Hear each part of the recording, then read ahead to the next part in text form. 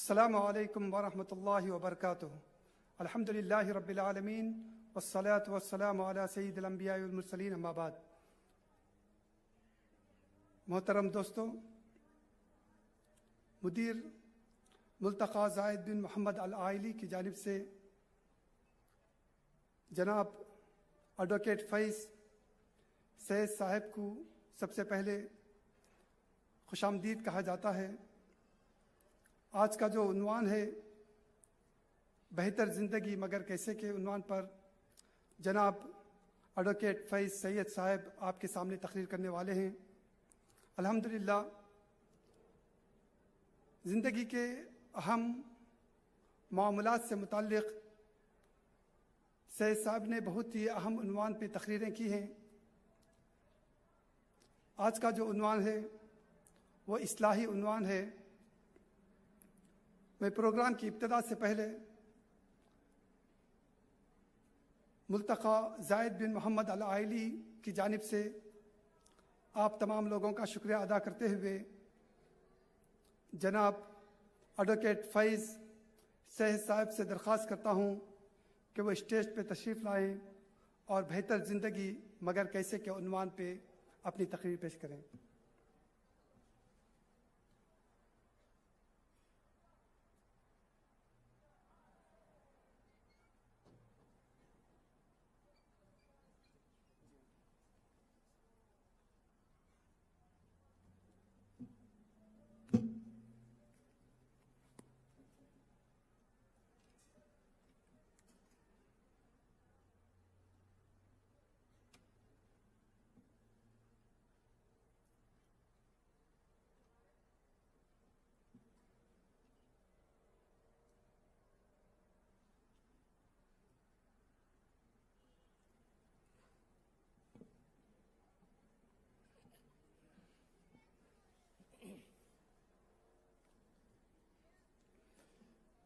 السلام علیکم ورحمۃ اللہ وبرکاتہ۔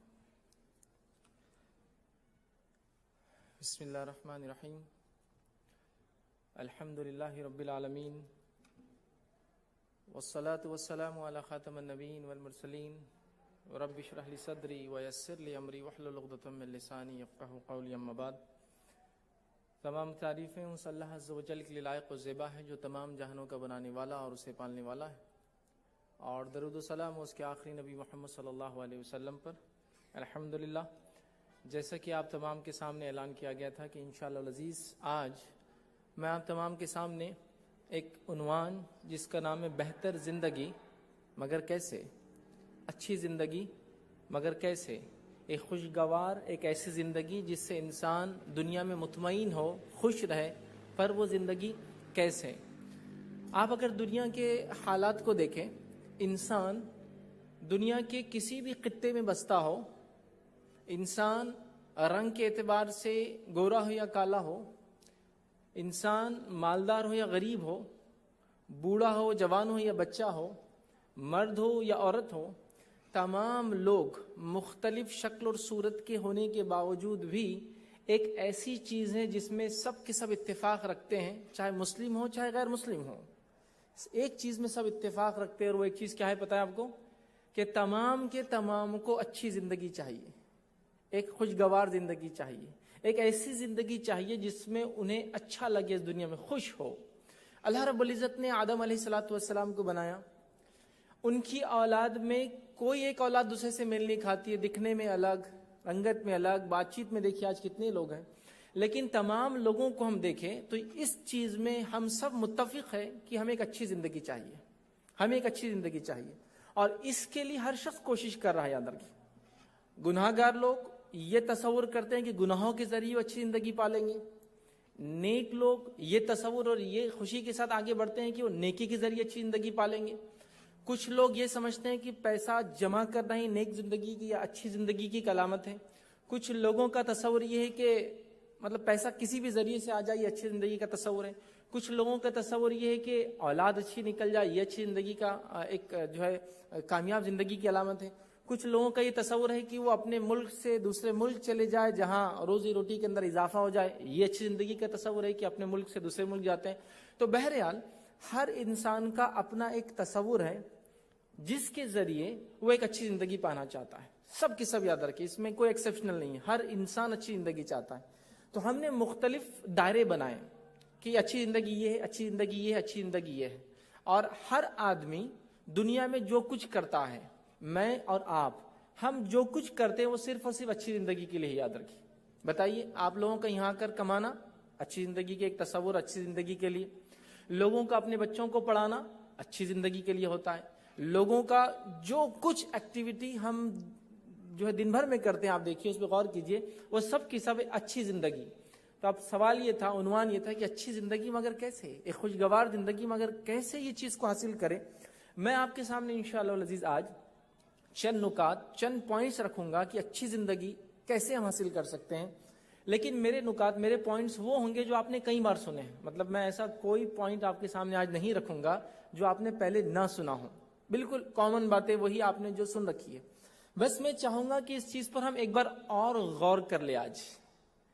مطلب ظاہر سی بات ہے, میں کوئی نئی چیز تو آپ کو دے بھی نہیں سکتا ہوں. وہی باتیں ہیں جو آپ سن چکے ہیں, کئی علماء سے سن چکے ہیں. آج میں وہی بات ریپیٹ کروں گا.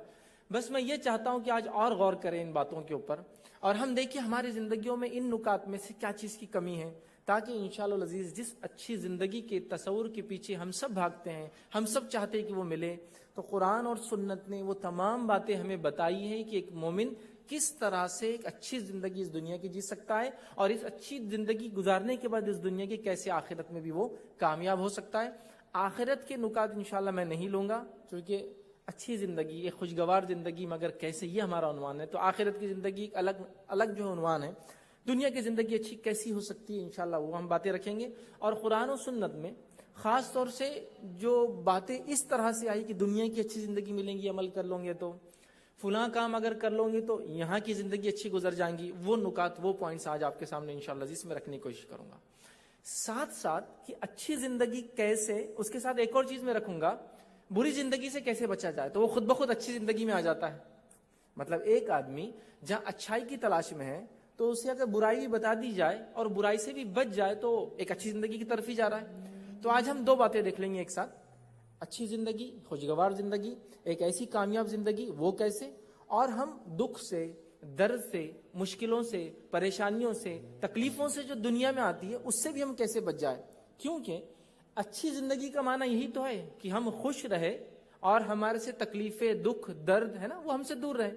تو آج جہاں ہم یہ دیکھیں گے نکات میں کہ یہ اچھی زندگی کا پوائنٹ ہے کہ اس سے اچھی زندگی ملیں گی, وہیں ہم یہ بھی دیکھیں گے کہ بری زندگی سے ہم کیسے بچے, تو خود بخود انشاءاللہ عزیز وہ اچھائی کی طرف جانے والی چیز ہو جائیں گی. ٹھیک ہے, تو میں جو آج نکات رکھوں گا اس میں کوئی نئی چیز نہیں ہے, سب ساری چیزیں آپ سن چکے ہیں. میں صرف ایک ریپیٹیشن کر رہا ہوں, فذکر فإن الذکر تنفع المؤمنین, ذکر کر دیا کیجئے, ذکر مومنوں کے لیے نفع بخش ہوتا ہے. تو ہم ایک بس ایک ریممبرنس ہے, ایک یاد دہانی کر رہا ہوں میں آج یہاں کھڑے رہ کر. ٹھیک, ایک بات آپ سمجھ لیں یہاں کہ میں اپنے نکات یا عنوان کی طرف بڑھوں اس سے پہلے, وہ بات کیا ہے. اسلام نے اس کے ماننے والوں کو ایک مکمل زندگی دی ہے, اور مکمل زندگی جینے کا طریقہ دیا ہے, دنیا کی کامیابی بھی بتائی اور آخرتی کامیابی کا راستہ اور طریقہ بھی بتایا ہے. اب ہوتا یہ ہے کہ ہم میں سے بہت سارے لوگ اپنے طرف سے راستے بناتے ہیں. مطلب اچھی زندگی جینے کے لیے ہم اپنے راستے خود کریٹ کرتے ہیں. ٹھیک ہے, اور ہم یہ سمجھتے ہیں ان راستوں پر چل کے انشاءاللہ ہمیں اچھی زندگی ملیں گی. لیکن یہاں ایک سب سے بڑی گڑبڑ اور پوائنٹ کیا ہوتا ہے جہاں ہم غلطی کرتے ہیں, کہ وہ راستے ہمارے اپنے بنائے ہوئے ہیں, وہ اللہ کے بتائے ہوئے نہیں ہیں, وہ رسول اللہ صلی اللہ علیہ وسلم نے ہم کو نہیں بتائے, ہم نے خود وہ راستہ بنا دیا. اور ہم کیا تصور کر رہے ہیں, ہاں انشاءاللہ العزیز اگر میں یہ کر لوں گا تو میری زندگی اچھی گزر جائیں گی, اچھی ہو جائیں گی, جس میں دین کو چھوڑ دیا جاتا ہے, حرام حلال کی تمیز چھوڑ دی جاتی ہے, انسان من مانی زندگی گزارتا ہے اور یہ سمجھتا ہے کہ اب میں انشاءاللہ کامیابی کی طرف بڑھ رہا ہوں, جبکہ وہ ناکامی کی طرف بڑھ رہا ہے. تو مجھے اور آپ کو کوئی نیا راستہ نہیں بنانا ہے, بتائے گئے راستے کو مضبوطی سے پکڑ کر چلنا ہے. لیکن ہوتا یہ ہے کہ ارے یہ تو وہی باتیں ہیں جو پہلے سن چکے, لیکن سوال یہ کیا ان باتوں پر عمل کیا گیا, وہ ایمان کے ساتھ جو اس کا تقاضا تھا کہ ہماری لائف چینج ہو جائے. ہمارا معاملہ یہ ہوتا ہے عموماً کہ کتاب اور سنت کی دیے گئے حل سب سے لاسٹ میں ہم جو ہے آپٹ کرتے ہیں, مطلب سب سے لاسٹ میں اپناتے ہیں. پہلے ہم وہ سب کرتے ہیں جو دنیا کے طریقے ہیں, پھر آخری میں بولتے چلو یہ بھی کر کے دیکھ لیتے شاید اس سے کچھ فائدہ ہو جائے. اور یہ سب سے بڑی خرابی یاد رکھیں ہماری, اور ہم یہاں پھنس جاتے ہیں. یاد رکھیں تو ہم یہ تہیہ کر لیں کہ کتاب و سنت نے جو بات بتائی ہے ہم اسی کو جو ہے سمجھیں گے اور اسی کے مطابق عمل کریں گے. انشاءاللہ عزیز ہم دنیا کی جو ہے ایک بہترین زندگی اور آخرت کی انشاءاللہ بہترین زندگی پائیں گے. آئیے ایک مثال سے بات شروع کرتا ہوں. اکثر لوگ میں سمجھتا ہوں جو انڈیا سے متعلق ہیں وہ یہاں بیٹھے ہیں, جن کا تعلق ہے اردو سمجھنے والے. حال ہی میں جو ہے انڈیا میں ایک چیز ہوئی کہ حکومت ہند نے, انڈین گورنمنٹ نے مخصوص نوٹوں کو بند کر دیا, اس کا چلن بند کر دیا. ٹھیک, تو وہاں ایک شخصیت کا نام بار بار میڈیا میں ہائی لائٹ ہوا اور ان کا تعلق بھی میرے ہی شہر سے تھا, اورنگ آباد سے اتفاق سے. تو ان کا نام ہائی لائٹ ہوا کہ انہوں نے جو ہے ہمارے وزیر اعظم کو بتایا تھا کہ نوٹ کو ایسا کرنا چاہیے. تو ایک وہ جو شخصیت ہے ان سے ایک میرا اس سے پہلے مطلب 2006 میں ایک بات چیت ہوئی تھی, ایک میٹنگ ہوئی تھی. ہوا یہ تھا کہ ہم نے ایک پروگرام رکھا تھا جس کا عنوان تھا کہ بلا سودی بینکنگ نظام, مطلب نان انٹرسٹ بیسڈ بینکنگ. تو وہ انہوں نے کال کیا اور کال کر کے ادارے پر آیا اور کہا کہ جو انٹرسٹ بیسڈ بینکنگ ہے میں اس کو جانتا ہوں اور اس کی برائیاں جانتا ہوں, یہ نان انٹرسٹ بیسڈ بینکنگ کیسے چلتی ہے, آپ کا میں نے ٹاپک دیکھا تو ملنے آیا. پروگرام بہت چھوٹا سا تھا لیکن پھر بھی وہ آئے, ہم نے ان سے بات چیت کی تو انہوں نے ایک بہت اچھا کنکلوژن دیا تھا. ان کی بات سے میں نے ایک چیز جو نکالی تھی وہ یہ تھی, وہ نان مسلم شخص تھے. انہوں نے یہ کہا کہ میں نے 30 ایئرس ریسرچ کیا, مطلب وہ ایجڈ تھے کافی. 30 ایئرس میں نے ریسرچ کیا کہ نان انٹرسٹ بیس سسٹم بینکنگ کا کیسا چلے گا. 30 ایئرس کے ریسرچ کے بعد مجھے کسی نے بتایا کہ دنیا کا ایک مذہب ہے جس مذہب میں سود حرام ہے. تو میں پھر دوڑا آیا اور میں نے پھر اسلام کیا کہتا ہے سود کے بارے میں, اور سود کے بغیر سسٹم, اکنامی, فائنانس کیسا چلتا ہے, بینکنگ کیسی ہوتی ہے, میں نے اس کو اسٹڈی کیا. اسٹڈی کر کے میں یہ نتیجے پہ آیا کہ میری 30 سال کی ریسرچ بیکار تھی. اگر میں اسلام کو پڑھ لیتا تو 30 ایئرس کی محنت بچ جاتی اور میں شاید کچھ دوسری ایکٹیویٹی کرتا, مطلب اب امپلیمنٹیشن کی طرف جاتا. تو یہاں جو میرا مقصد تھا اس ایگزامپل کو کوٹ کرنا وہ یہ تھا کہ ہم لوگ کئی راستے تلاش کر رہے ہیں اچھی زندگی کے لیے, کئی جگہوں پہ جا رہے, کئی در جا رہے, کئی دروازوں پہ جا رہے, کئی کوششیں کر رہے ہیں کہ ایک اچھی زندگی مل جائے, ایک خوشگوار زندگی مل جائے, ایک ایسی زندگی ملے جس میں خوش ہوں. اور خوشی کا پیمانہ آپ مال سے مت لگائیے, یہ بات میں یہی کلیئر کر رہا ہوں. خوشی کا پیمانہ پیسوں سے مت لگائیے, خوشی کا پیمانہ کوانٹٹی سے مت لگائیے, خوشی کا پیمانہ دلی اطمینان سے لگائیے, خوشی کا پیمانہ, اچھی زندگی کا پیمانہ ذہنی سکون سے لگائیے. یاد رکھیں اچھی زندگی کا پیمانہ زیادتی نہیں برکت سے لگائیے. برکت سمجھتے نا, زیادتی نہیں, کثرت نہیں, برکت جو ہوتی ہے. یاد رکھیں آج ہمارے پاس چیزوں کی کثرت ہے لیکن برکت غائب ہے. یاد رکھیں چیزیں میسر ہے لیکن خوش نہیں ہیں. لوگ بڑی بڑی گاڑیوں میں گھوم رہے ہیں, قیمتی ولاز اور گھروں میں رہ رہے ہیں, ایک سے ایک جو ہے گیجٹس کو یوز کر رہے ہیں, چیزوں کو استعمال کر رہے ہیں جن کی قیمت لاکھوں میں ہے, لیکن مطمئن نہیں ہے. انہیں چیزوں کو پھینک دیا جاتا ہے چڑھ کر, مطمئن نہیں ہے.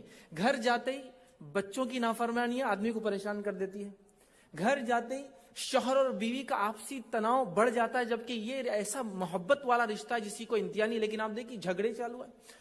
گھر کے اندر گھر کے افراد چاہے مرد ہو چاہے عورتیں ہوں, ایک دوسرے کو دیکھ کر چہرے تبدیل ہو جاتے ہیں کہ یہ کیوں آئے اور یہ کس لیے آئے. دیکھیے تو گویا ہم دل سے سکون نہیں ہمارے پاس, ذہنی اطمینان نہیں ہمارے پاس, اور برکت غائب ہے.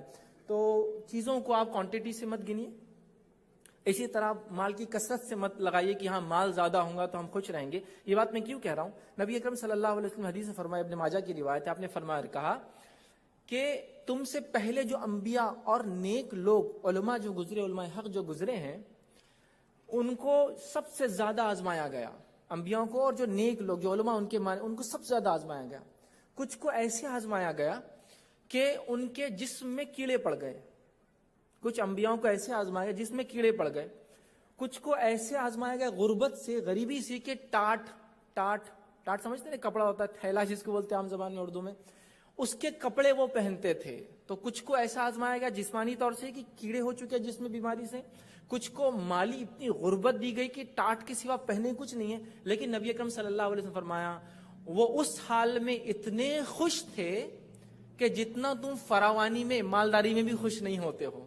اور اس حال میں اتنا خوش تھے کہ تم فراوانی سمجھتے, مال دولت امن امان اولاد سب کچھ ہے, لیکن دلی سے وہ اس سے زیادہ خوش تھے. تو یہ حدیث اس چیز کی طرف اشارہ کر رہی ہے کہ مال ہونا سکون کی علامت نہیں ہے، اچھی اچھی چیزیں استعمال کرنا سکون کی علامت نہیں ہے، اولاد کا زیادہ ہونا، فرمانبردار ہونا یا نافرمان یہ سکون اور بے سکونی کی نہیں ہے، بلکہ جو اصل چیز ہے یاد رکھیے وہ کچھ اور ہے، اس کو ہم کو تلاش کرنا پڑے گا جس سے انسان کو سکون ملتا ہے۔ اور وہ انبیاء اور وہ نیک لوگ جو علماء جو صحابہ ان پر ایمان لائے تھے، وہ اس غربت میں اور اس جسمانی بیماریوں میں بھی اتنے خوش تھے جتنا ہم آج صحابہ سے آپ کہہ رہے تھے فراوانی میں سب کچھ ہونے کے بعد بھی خوش نہیں ہوتے۔ تو کیا ہم میں سے اکثر لوگوں کا آج حال یہ نہیں ہے کہ سب کچھ ہونے کے بعد بھی ہم مطمئن نہیں اپنی زندگیوں سے؟ سب کچھ ہونے کے بعد بھی ہم اپنے آپ سے پریشان ہیں، سب کچھ ہونے کے بعد بھی آج ہم لوگ کہیں نہ کہیں ایک خلا، ایک سپیس محسوس کرتے ہیں۔ میں تو اپنے لیکچرز میں جنرلی ایک بات کوٹ کرتا ہوں، وہ یہ ہے کہ آج کے اس دور کے لیے آپ اس بات کو یاد رکھیں، اگر کسی کو 2 لوگ ایسے مل جائے جو اس کی تکلیف میں اس کے ساتھ کھڑے ہو جائے، یا 2 لوگ ایسے مل جائے جو اس کو مرنے کے بعد یاد کرے، وہ کامیاب انسان تھا۔ چونکہ ایک آدمی بھی آپ کو جلدی ملتا رہی، ہاں جو مصیبت میں کبھی ملتے ہیں وہ اس لیے آتے ہیں کہ کتنے مصیبت میں ڈوبے ہو، پیمانہ لگا کے لوگوں کو بتائے ارے زبردست پھنسا ہوا آدمی، بہت زبردست پھنسا، میں مل کے آیا اس سے، بڑا مزہ آیا سن کے۔ بیٹھ کر سنیں گے تو آنسو بہائیں گے اور جا کر ایسے خیخے لگا کر ہنس کر سنائیں گے لوگوں کو کہ پریشان۔ ایک ایگزامپل دیتا ہوں، کسی کے بچوں کے نکاح نہیں ہو رہا ہے، کوئی آیا اور گھر سے بیٹھا اور کہا کیسا آپ کی بچیوں کے نکاح نہیں ہو رہے؟ ہاں بڑی مشکل جا رہی ہے، بڑا دکھ اور درد کا اظہار کرے گا، میں اس غم میں آپ کے ساتھ ہوں کہ بچیوں کے نکاح نہیں ہوئے، بچے کو نکاح نہیں ہوا، لیکن دوسروں کو جا کے کہیں گا بہت اچھا لگا ان کے بچوں کے نکاح نہیں ہوا۔ ایسے ہی ہونا چاہیے ان کے ساتھ۔ تو 2 لوگ ایسے مل جائے نا جو آپ کے ساتھ کھڑے ہو ہر وقت خوشی اور غم میں، اور 2 لوگ ایسے مل جائے جو آپ کو یاد کر رہے مرنے کے بعد، ان دا سینس کی دعا کرے کہ اللہ اسے معاف کرے، اس کی مغفرت کرے، آپ کامیاب انسان ہیں۔ کیونکہ آج مادہ پرست دور سے ہم گزر رہے ہیں، کسی کو سب کچھ کرنے کے بعد بھی سکون نہیں ملتا ہے۔ تو میں آج آپ کے سامنے وہ پوائنٹس رکھوں گا، وہ نکات رکھوں گا جن نکات پہ انشاءاللہ العزیز اگر ہم عمل کرتے ہیں تو انشاءاللہ العزیز ضرور بھی ضرور، چونکہ اللہ کا وعدہ جو ہے سچا ہوتا ہے، جھوٹا نہیں ہوتا، ضرور بھی ضرور انشاءاللہ ایک اچھی ہم جو ہے دنیا کی زندگی وہ کریں گے۔ اور اچھی زندگی کا پیمانہ تعداد کوانٹٹی سے مت اپنائیے، اچھی زندگی کو مال و دولت سے آپ مت ناپیے۔ اچھی زندگی وہ ہے جس میں دلی سکون ہو، ذہنی سکون ہو اور انسان خوشی محسوس کرتا ہے، یہ اچھی زندگی یاد رکھیے۔ تو کوانٹٹی نہیں، وہ کوالٹی آف لائف ہے، یاد رکھیے، جو آج ہمیں کہیں نہ کہیں ہمیں لگتا ہے کہ اس کی بہت کمی ہے، ٹھیک ہے۔ اور انشاءاللہ اگر ہم ارادہ کر لیں کہ ہم ان نکات پہ عمل کریں گے تو آپ اپنی زندگی میں بہت جلد اس کے اثرات محسوس کریں گے۔ جب ہم عمل کریں گے اس کا اثر دکھائی دیں گا، ماشاءاللہ میں نے یہ کیا اور اس سے یہ فائدہ ہو۔ آئیے آپ کے سامنے آج میں مختصر سے 10 یا 11 نکات 10-11 پوائنٹس رکھوں گا، اس کے اندر ہم دیکھیں گے کہ اچھی زندگی کیسی ہوتی ہے، اس کے لیے کیا چیزیں ضروری ہے، وہ کیا چیزیں ہیں جو زندگی کو اچھی بناتی ہے۔ سب سے پہلا اصول اچھی زندگی کا ہے، وہ ہے ایمان اور عمل۔ ایمان اور عمل یہ اچھی زندگی کا پہلا اصول ہے، یاد رکھیے۔ اور انسانیت کا ایک بڑا طبقہ اگر نیک عمل کرتا بھی ہے تو ایمان سے محروم ہے، مطلب ہر مذہب، ہر انسان جو دنیا میں رہتا ہے اس کا کچھ نہ کچھ نیکی کا تصور ہے اور کرتے بھی ہیں، لیکن ایمان سے خالی ان کی زندگیاں۔ تو پہلا رول، پہلا اصول جو اچھی زندگی کا، خوشگوار زندگی کا، ایک ایسی زندگی جس سے انسان خوش ہوتا ہے، ذہنی طور سے مطمئن ہوتا ہے، دلی طور سے اطمینان ہوتا ہے، ٹھیک ہے، تو وہ زندگی کے لیے سب سے پہلی چیز ہے ایمان اور عمل۔ کیونکہ ماشاءاللہ میرا خطاب ان لوگوں سے جو ایمان والے ہیں، تو یہاں کہیں نہ کہیں ایمان کی درستگی اور عمل صالح، نیک عمل میں اضافے کی ہمیں ضرورت ہے ایک اچھی زندگی کے لیے، خوشگوار زندگی کے لیے، پر امن زندگی کے لیے، ایسی زندگی جس میں انسان دل سے مطمئن ہو، ایسی زندگی جہاں ذہنی سکون ملتا ہو، گولی کھا کر نہیں سونا پڑتا انسان کو، پریشان حال نہ ہو، یاد رکھے، ڈپریس نہ ہو، ٹینس نہ ہو۔ اس کے لیے سب سے پہلا رول، سب سے پہلا اصول، سب سے پہلا کرائٹیریا، سب سے پہلا کام جو مجھے اور آپ کو کرنا ہوگا، ایمان اور عمل صالح۔ اور اگر ایمان والے ہیں تو ایمان کی درستگی کی طرف دھیان دینا ہوگا، اور عمل صالح نیک کام میں اضافے کی طرف دھیان دینا ہوگا کہ کہاں کمی ہو رہی ہے جو اطمینان نہیں ہے ہماری زندگی میں۔ یہ بڑی اہم بات ہے، یاد رکھیے، یہ بڑی اہم بات ہے۔ ایک چھوٹا سا واقعہ سناتا ہوں اس بات کو آگے لینے سے پہلے۔ جو ہے ابو ایوب انصاری رضی اللہ عنہ کا ایک واقعہ ہے۔ وہ ایک مرتبہ اپنی بیوی سے شکایت کرنے لگے کہ بیگم آج جو ہے میں بڑا پریشان ہوں، مطلب وہ کہیں نہ کہیں ذہنی طور سے پریشان تھی۔ تو ان کی اہلیہ جانتی تھی کہ سکون کہاں حاصل ہوتا ہے ابو ایوب انصاری رضی اللہ عنہ کو، تو کہا جاؤ وہ کام کر کے آؤ جس سے تم کو سکون ملتا ہے۔ اور آپ کو پتا ہے ابو ایوب انصاری رضی اللہ عنہ کس چیز سے سکون ملتا تھا؟ وہ گئے اور جا کر واپس آیا، वापस आए। जब वापस आए तो उनकी अहलिया ने पूछा, मिल गया सुकून, हो गया इत्मीनान? तो कहा सुकून मिल गया, इत्मीनान मिला। क्या करके आए? तो कहा कितना खर्च किया। मतलब बीवी को पता था शौहर को सुकून माल खर्च करने में आता है अल्लाह की राह में। तो कहा कितना खर्च किया? तो कहा 32,000 दिरहम खर्च किया, 32,000। तो कहा बहुत अच्छा किया, बहुत अच्छा किया आपने खर्च किया, आपको सुकून मिला। आज माल की ज्यादती ने उनको परेशान कर दिया तो खर्च करके आ गए। अच्छा, फिर दूसरा सवाल किया बीवी ने, किस पे खर्च किया? चलो खर्च तो किया, ठीक है, किस पर किया? तो कहा अपने रिश्तेदारों पर। तो कहा ये तो और खूब किया, और खूब किया कि अपने रिश्तेदारों पे खर्च किया। क्योंकि हदीस में याद है ना अल्फाज आपको कि आप किसी अजनबी इंसान की मदद करेंगे उसका सवाब कम है बनिस्बत आपके रिश्तेदार गरीब की मदद करने का सवाब बढ़ जाता है, और अगर पड़ोसी रिश्तेदार गरीब है तो 3 गुना सवाब मिलता। तो कहा ये तो बहुत अच्छा किया। अगर यही बात हमारे पास होती और कोई शौहर परेशान होता और उसकी परेशानी का हल माल खर्च करने में है, तो बीवी कहती कि बेगम मैं बहुत परेशान हूं आज, और बीवी को पता है शौहर को सुकून इतना पैसा खर्च करने में आता है, वो पहले बोलेंगे कि पैसा पूरा मुझे दे दो और बाहर चल जाओ, कहां सुकून हासिल करना है कर लो। और अगर खर्च करो भी तो अपने रिश्तेदारों पे खर्च नहीं करना, वो इतने बुरे हैं, तुम्हारे भाई ऐसे, तुम्हारे फला ऐसे, भतीजे ऐसे, भांजे ऐसे, कहीं दूसरे अजनबियों में खर्च करो। आप समझिए इस बात को, रिश्तेदार जब होते हैं प्रॉब्लम्स आते हैं, वहीं तो खर्च करने का अजर भी ज्यादा है। तो अबू अय्यूब अंसारी रजी अल्लाह अन्हु को खर्च करने में सुकून मिला। हम लोग जमा कर करके भी परेशान है, कोई सुकून नहीं, कितना भी जमा हो जाए। तो पता चला सहाबा की जिंदगी आप देखिए, उनका सुकून इत्मीनान अलग चीजों में था, वो वाकई में हकीकत में उसमें पा रहे थे। तो ये बात याद, ईमान और अमल सालेह, और अमल सालेह में माल खर्च करने जितना अजर याद रखिए दूसरे उसका नहीं है, इसलिए माल खर्च करके आए थे। तो आइए ईमान के ताल्लुक से अल्लाह रब्बुल इज्जत फरमाता है सूरह नहल सूरह नंबर 16 आयत नंबर 97 में 97 में अल्लाह फरमाता है, कहता है मन अमिला सालिहम मिन ज़करिन औ उनसा व हुवा मुमिनुन फला युहयिन्नहु हयातन तय्यिबा। अल्लाह फरमाता और कहता है जो शख्स नेक अमल करे, मर्द हो चाहे औरत हो, बशर्ते कि ईमान वाला हो, तो हम यकीनन उसको अच्छी जिंदगी अता करेंगे। हयातन तय्यिबन, हम उसे अच्छी जिंदगी अता करेंगे। इसके लिए जो इंसान जो ईमान लाए और नेक अमल करे उसके लिए हम अच्छी जिंदगी यहां देंगे। तो ईमान और नेक अमल को अच्छी जिंदगी का रास्ता बताया गया है। अब हम लोग देखिए अपने रास्ते बना रहे, अच्छी जिंदगी के अपने रास्ते बना रहे, रास्ता बना हुआ है, चलना है सिर्फ। तो ईमान और नेक अमल से हयातन तय्यबा, एक अच्छी जिंदगी, एक अच्छी दुनिया की जिंदगी मिलती, याद रखिए ईमान और नेक अमल से। ये पहला रूल है, याद रखिए। दूसरी जगह अल्लाह रब्बुल इज्जत सूरह रात सूरह नंबर 13 आयत नंबर 29 में फरमाता और कहता है अल्लज़ीना आमनू व अमिलुस सालिहाति तूबा लहुम व हुस्नु माब। अल्लाह फरमाता और कहता है जो लोग ईमान लाए और इन्होंने नेक अमल किए, इनके लिए खुशहाली भी है और उम्दा ठिकाना, मतलब दुनिया की अच्छी जिंदगी है और मौत के बाद जन्नत इनका उम्दा ठिकाना है। तो यहां भी देखिए अच्छी जिंदगी के लिए ईमान और अमल सालेह को क्राइटेरिया बनाया गया। मैं और आप अपनी जिंदगियों को देखिए, हमारी जिंदगी में माशाल्लाह ईमान तो है लेकिन अमल सालेह की बहुत कमी है। और अमल सालेह वही हो सकता है जो सुन्नत नबवी से साबित हो, याद रखिए। मनमाना अमल सालेह नहीं, जैसे हम में से बहुत से लोग मनमाने करते हैं। अमल सालेह वो है जो अल्लाह की किताब ने और उसके नबी सल्लल्लाहु अलैहि वसल्लम की सुन्नत में मौजूद हो, आपने करके बताया या हुक्म दिया हो, ये अमल सालेह, ये आपने किया हो।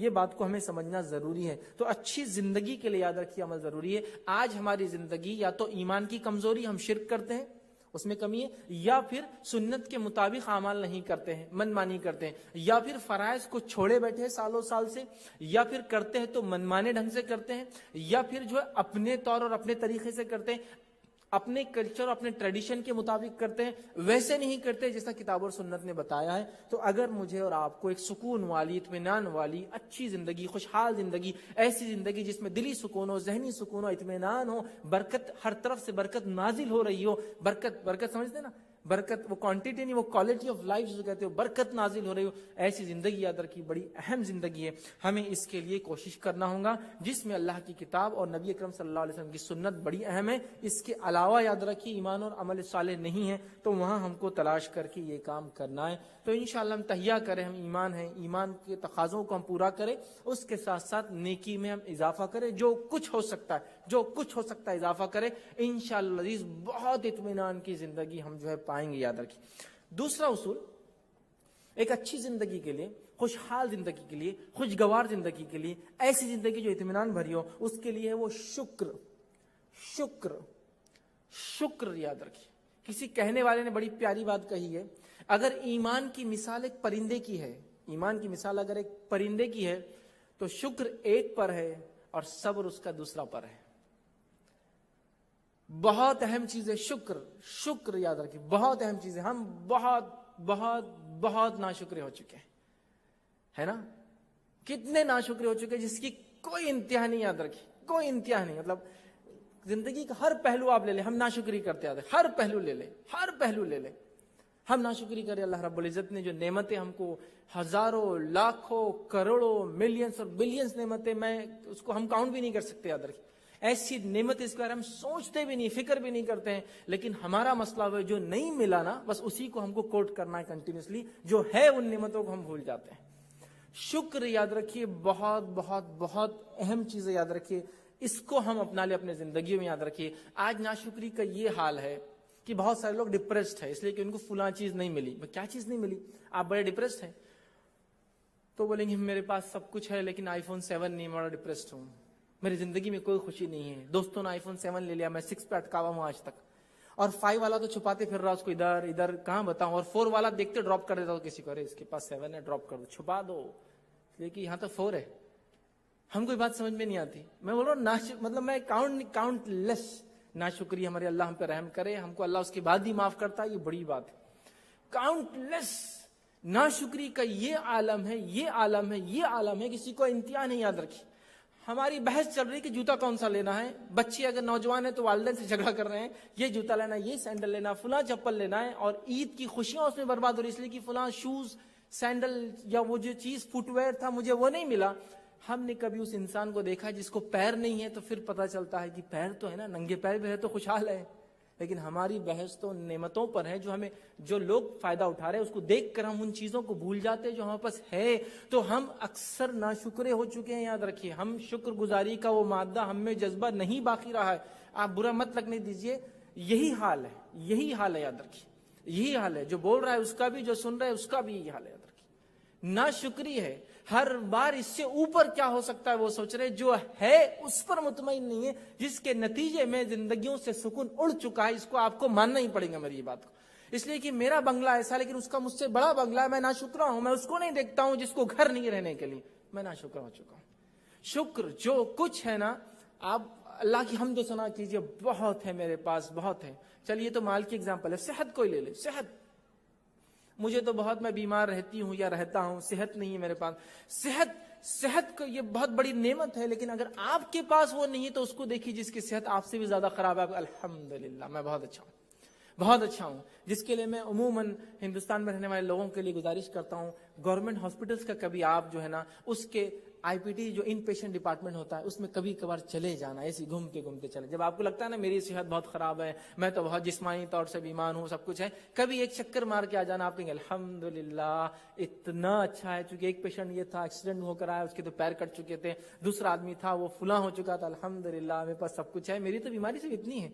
मैंने ऐसे लोगों को देखा जिनके ताल्लुक से ये बात आती है और बहुत ताज्जुब की है, जो करीब मौत के करीब है, जिनके बारे में बता दिया गया 15 दिन, 2 दिन, 10 दिन, 8 दिन बस जिएंगे, उसके बाद मर जाएंगे, कोई चांसेस नहीं है. अल्हम्दुलिल्लाह मुझे तो ऐसा कुछ भी नहीं है. मुझे तो अभी उम्मीद है, ये अलग बात है मौत कभी भी आ सकती, लेकिन उम्मीद है मैं जी सकता हूं.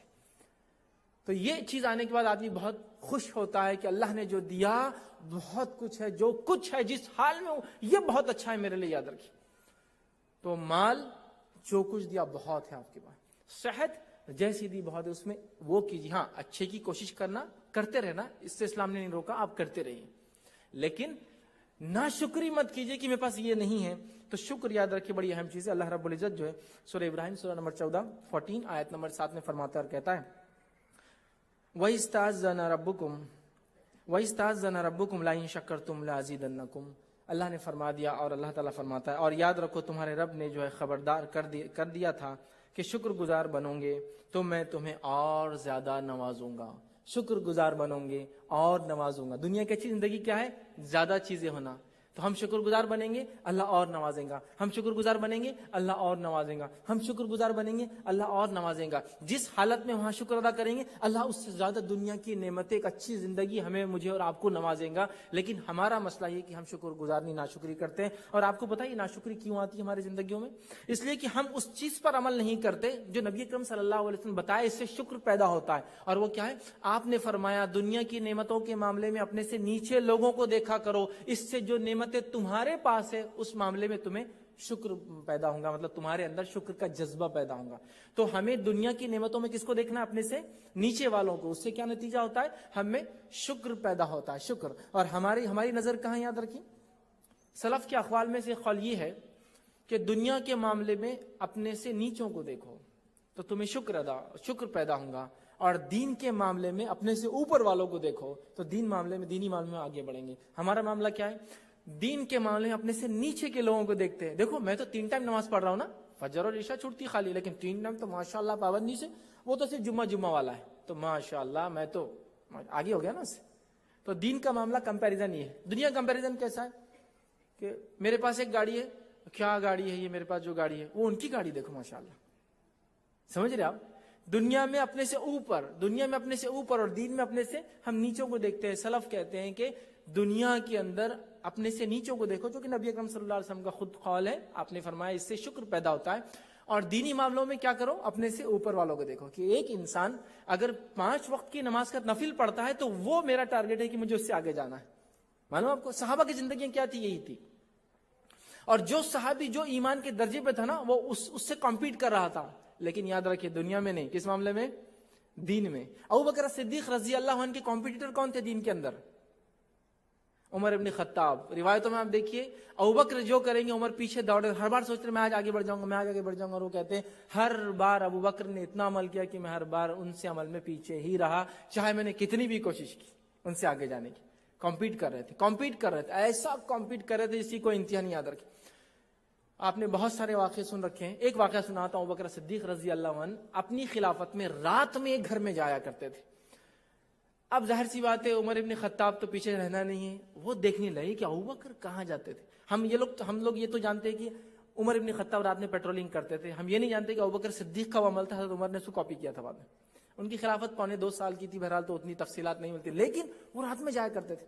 عمر ابن خطاب رضی اللہ عنہ نے سوچا کہ ایک دن ضرور دیکھوں ابوبکر کیا کرتے ہیں اس گھر میں جا کے. اس لیے نہیں کہ وہ جاسوسی کرے، اس لیے کہ وہ تحسس جاننا چاہتے تھے کہ ابوبکر کیا عمل کرتے رہتے ہیں، میں بھی کروں گا وہ عمل. بہرحال ایک دن جب ابوبکر صدیق نکلے، وہاں چلے گئے، جا کر کہا، دیکھا تو ایک بوڑھی عورت ہے.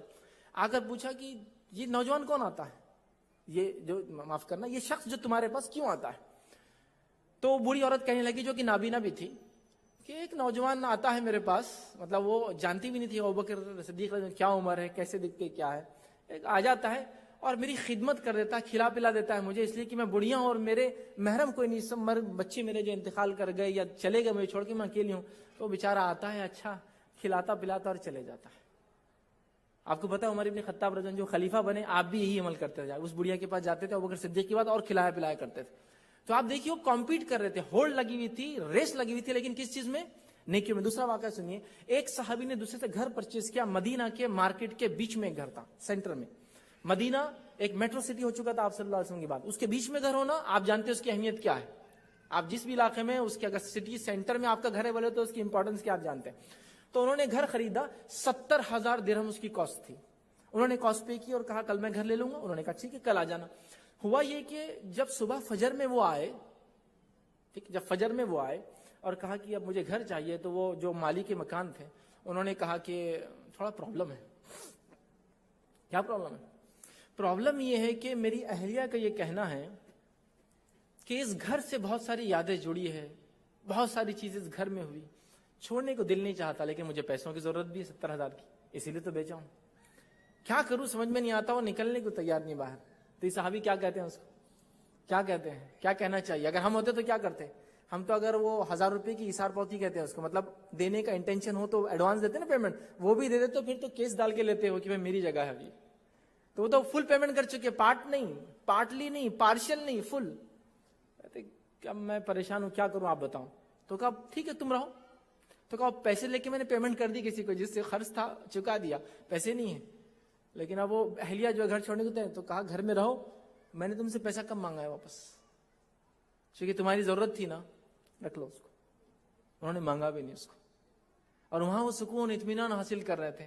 تو ایک عجیب زندگی صحابہ کی زندگی میں پڑھے ہم دیکھیں گے، ایسے ایسے شکر کے واقعات انہوں نے کیے، ایسی ایسی تکلیفوں میں وہ رہے جس کی کوئی انتہا نہیں. ایک واقعہ سنا کہ ہم تیسرے پوائنٹ پہ جاتے ہیں، وہ ہے ابو ہریرہ رضی اللہ عنہ کا واقعہ. ابو ہریرہ رضی اللہ عنہ فرماتے ہیں کہ میں جب آیا ایمان قبول کیا تو مجھے اصحاب صفہ میں شامل کر دیا گیا. اصحاب صفہ کی کیفیت یہ تھی، وہ بتاتے ہیں ہم اتنے غریب صحابہ تھے اور مدینے کا معاشرہ اکنومیکلی اتنا ٹوٹا ہوا اور اتنی غربت کا عالم تھا کہ مجھے پہننے کو جو ملا وہ ایک چمڑے کا ٹکڑا تھا جو مجھے پہننے کو ملا، جس سے میں صرف اپنا ستر شرمگاہ ڈھانک سکتا تھا، اور وہ بھی مکمل نہیں. ستر خفیفہ ایک ہوتا، ستر غلیظہ ایک ہوتا ہے، صرف بیچ کا پرائیویٹ پارٹ ڈھانک سکتا تھا. چھوٹا سا تھا چمڑا جو میرے آدھی تھا، آدھی مانڈی تک جاتا اور صرف یہاں ناف کے نیچے تھا. میں نے اس کو لگا لیا ایک طرف سے، چونکہ وہ کھلا تھا، سینے کو تاگا نہیں تھا، تو میں نے کانٹے لگا لیے. لیکن اس میں مسئلہ تھا. مسئلہ یہ تھا کہ جب رکوع اور سجدے میں جاتے تو شرمگاہ کھل جاتی تھی. مطلب اپنے تن ڈھانکنے کے لیے جو ضروری ہے اتنا کپڑا بھی نہیں تھا. لیکن اب ان صحابہ سے ایک کوئی ناشکری کا کلمہ، کی بڑے تکلیف میں آ گیا ایمان لا کے، کیا مصیبت ہے. ایک ناشکری کا کلمہ سنگل، ایک جو بولتے ہیں نا بل پڑتے نا چہرے پر، ایسا کرنا پڑے گا کیا، بھوکا ایک نہیں ملیں گا. اللہ رب العزت نے انہی صحابہ کو پھر جو نوازا، چونکہ انہوں نے شکر ادا کیا، پھر جو نوازا، تو ان کی جو نوازا گیا اس کا ایگزامپل دنیا میں آپ کو میں نہیں دے سکتا ہوں. اتنا نوازا اللہ نے ان کو، اتنا نوازا. عثمان ابن عفان رضی اللہ عنہ جب آپ خلیفہ تھے، خلیفہ جب آپ بنے اس سے پہلے آپ کا حال یہ تھا کہ آپ کے 5000 عربی گھوڑے تھے. 5000 عربی گھوڑوں کی آج کی ایگزامپل ہے 5000 لگژریز کار، اور اتنی بکریاں تھی کہ اتنی بکریاں اور بھیڑے پورے عرب میں کسی کے پاس نہیں تھی. لیکن جب آپ خلافت کے آخری وقت میں جب آپ پہ الزامات لگے، تب آپ نے بیان کر کے لوگوں میرے پاس یہ تھا، میں سب کچھ اللہ کے راہ میں خرچ کر سکوں، اب کچھ بھی نہیں ہے، غریب ہو چکے تھے. اتنے شکر گزار تھے. بس یہ شکر کا ہم دامن انشاءاللہ جب پکڑ لیں گے نا تو پھر ہماری زندگی ہمیں بدلتی ہوئی نظر آئیں گی. تیسرا اصول ہے صبر. اور یہ دونوں ایک دوسرے کے ساتھ ہی رہتے ہیں. ایک چلا گیا دوسرا بھی جاتا ہے، اور ایک آ گیا دوسرا بھی آ جاتا ہے. صبر، شکر اور صبر یاد رکھیے. صبر، ہر آنے والی تکلیف جو دین پر عمل کرنے سے آتی ہے، ہمارے پاس ساری تکلیفیں دنیا کی وجہ سے آتی ہے اور ہم اس کو برداشت بھی کرتے صبر کے ساتھ، لیکن دین پہ آنے والی تکلیف کے معاملے میں ہم اتنے وہ ہو گئے نہیں، یہ تکلیف تو بالکل نہیں چاہیے. اگر اس سے پتہ چل جاتا میں مسلمان ہوں اور تکلیف آ سکتی تو بالکل نہیں چاہیے. تو لیکن دنیا کے لیے میں ہر تکلیف اٹھانے کو تیار ہوں، لیکن دین کے لیے نہیں. دین پر عمل کرنے کی وجہ سے تکلیف آتی، جو نقصان ہوتا ہے، جو پریشانیاں آتی، جو انسان کو جس کو ہم کہیں گے ٹینشن، عام زبان میں ٹینشن آتا ہے، یہ تمام چیزوں پر صبر کرنا ہے کہ اللہ کی طرف سے مصیبت، تکلیف، پریشانی تھی، اے اللہ میں اس پر صبر کرتا ہوں اور تجھ سے اجر طلب کرتا ہوں، بدلہ طلب کرتا ہوں، انشاءاللہ عزیز بہترین زندگی ہو جائیں گی. یہ ہے صبر. اور صبر کی اتنی مثالیں صحابہ نے دی جیسی کوئی انتہا نہیں. میں سمجھتا ہوں قرآن کی سب سے مشہور اور معروف آیت جو ہم لوگ تلاوت کرتے ہیں، سورۃ البقرہ آیت نمبر جو 55، 155، 156، 157، آپ سب عموماً خاری اس کو پڑھتے ہیں. اللہ فرماتا ہے وَلَنَبْلُوَنَّكُمْ بِشَيْءٍ مِّنَ الْخَوْفِ وَالْجُوعِ وَنَقْصٍ مِّنَ الْأَمْوَالِ وَالْأَنفُسِ وَالثَّمَرَاتِ فَبَشِّرِ الصَّابِرِينَ. ہے نا؟ تو اللہ تعالیٰ کیا فرما رہے ہیں سنیے. اور ہم تمہیں ضرور آزمائیں گے. کن چیزوں سے؟ خوف سے آزمائیں گے، ٹھیک ہے. بھوک سے ہم تمہیں آزمائیں گے، ٹھیک ہے. مال اور جان اور پھلوں کی کمی سے ہم تمہیں جو ہے آزمائیں گے، ٹھیک ہے. اور جنہیں ان مصیبتوں میں جب یہ پڑ جاتے ہیں اور وہ صبر کرتے ہیں تو ایسے صبر کرنے والوں کو خوشخبری دے دو. ایسے صبر کرنے والوں کو خوشخبری سنا دو. صبر کرنے سے خوشخبریاں ملتی، یاد رکھیں، اس لیے کہ اللہ تعالیٰ صبر کے بعد نعمتوں میں اور اضافہ کرتا ہے. اس لیے کہ انسان جب صبر کرتا ہے تو وہ ایک طرح سے شکر ادا کر رہا ہے، اللہ میں مطمئن ہوں میرے حالات سے، تو اس کا بدلہ دے. الحمدللہ وہ شکر ادا کر رہا ہے، اللہ تعالیٰ اس کو اور اضافہ کر کے چیزیں دیتا ہے نا. اور صحابہ اور صحابیات نے کیا صبر کیے. میں صحابہ مردوں میں سے نہیں، ایک خاتون کے ایک مثال دیتا ہوں، اور ان کا نام تھا ام سلیم رضی اللہ عنہا. مشہور اور معروف صحابیہ ہے، سب لوگ جانتے ہیں. انس بن مالک رضی اللہ عنہ کی والدہ ہے، ٹھیک ہے. ان کا واقعہ آتا ہے کہ ایک مرتبہ ان کے شوہر سفر سے واپس آئے. شوہر ابو طلحہ رضی اللہ عنہ بہت لمبے سفر کے بعد آئے تھے. جب یہ سفر سے واپس آئے تو یہ نہیں چاہتی تھی کہ ان کو وہ واقعہ بتائے جو گھر میں گھٹنا گھٹی تھی. ایک ایسا دکھ اور درد بھرا واقعہ ہوا تھا کہ اللہ نہ کرے ہمارے ساتھ ہو جائے تو ہم تو وہ چیخ پکار اور واویلا مچا دیں گے جس کی کوئی انتہا نہیں. اور اس سے ایک دن پہلے کہ ابو طلحہ رضی اللہ عنہ گھر آئے ان کے بیٹے کا انتقال ہو چکا تھا. سمجھا؟ لیکن انہیں نہیں بتایا اپنے شوہر. جب وہ گھر آئے تو یہ مسکراتے ہوئے ملی. شوہر اتنے وقت بعد گھر آیا تھا, کوئی کمپلین نہیں. اور چونکہ ان کے شوہر نے یہ بات رسول اللہ صلی اللہ علیہ وسلم کو بیان کی تو واقعہ پورے تفصیلات ہم تک پہنچی ہے, وہ حدیث کے اندر آتا ہے. جب وہ گھر آئے تو وہ ان کے لیے تیار تھی اور رات میں انہوں نے ہم بستری کی اپنے جو ہے شوہر کے ساتھ. صبح یہ واقعہ سنایا کہ میں ایک بات آپ سے پوچھتی ہوں, مجھے کہو کہ اگر کوئی شخص تمہیں کوئی چیز دے اور تم سے واپس لے تو تم کیسے دو گے؟ تو کہا اگر کوئی شخص مجھے کوئی چیز دیں گا تو میں اس سے اچھے طریقے سے اس کو لوٹا کر واپس دوں گا, چونکہ اسلام کا یہ اصول ہے. تو کہا پھر اب سنو, اللہ نے ہمیں ایک اولاد دی تھی, لڑکا کل انتقال کر چکا ہے, میں نے آپ کو صدمہ نہ ہو آتے ہی نہیں بتایا. وہ بھی ایک ماں تھی, وہ بھی ایک عورت تھی جیسا عورتیں ہوتی ہیں, ٹھیک ہے, بتائے نہیں. وہ بھاگے ابو طلحہ فجر کی نماز کے لیے اور اللہ کے رسول صلی اللہ علیہ وسلم نے پورا واقعہ بیان کیا. اللہ کے رسول صلی اللہ علیہ وسلم نے دعا کہ اللہ تعالیٰ اس میں خیر کرے, اور ان کو پھر اس سے ایک اولاد پیدا, اس کا نام عبداللہ رکھا انہوں نے. سمجھ رہے آپ؟ تو یہاں آپ دیکھیے وہ کیا صبر ہوگا. صحابہ کوئی روبوٹس تو نہیں تھے نا, انسان تھے.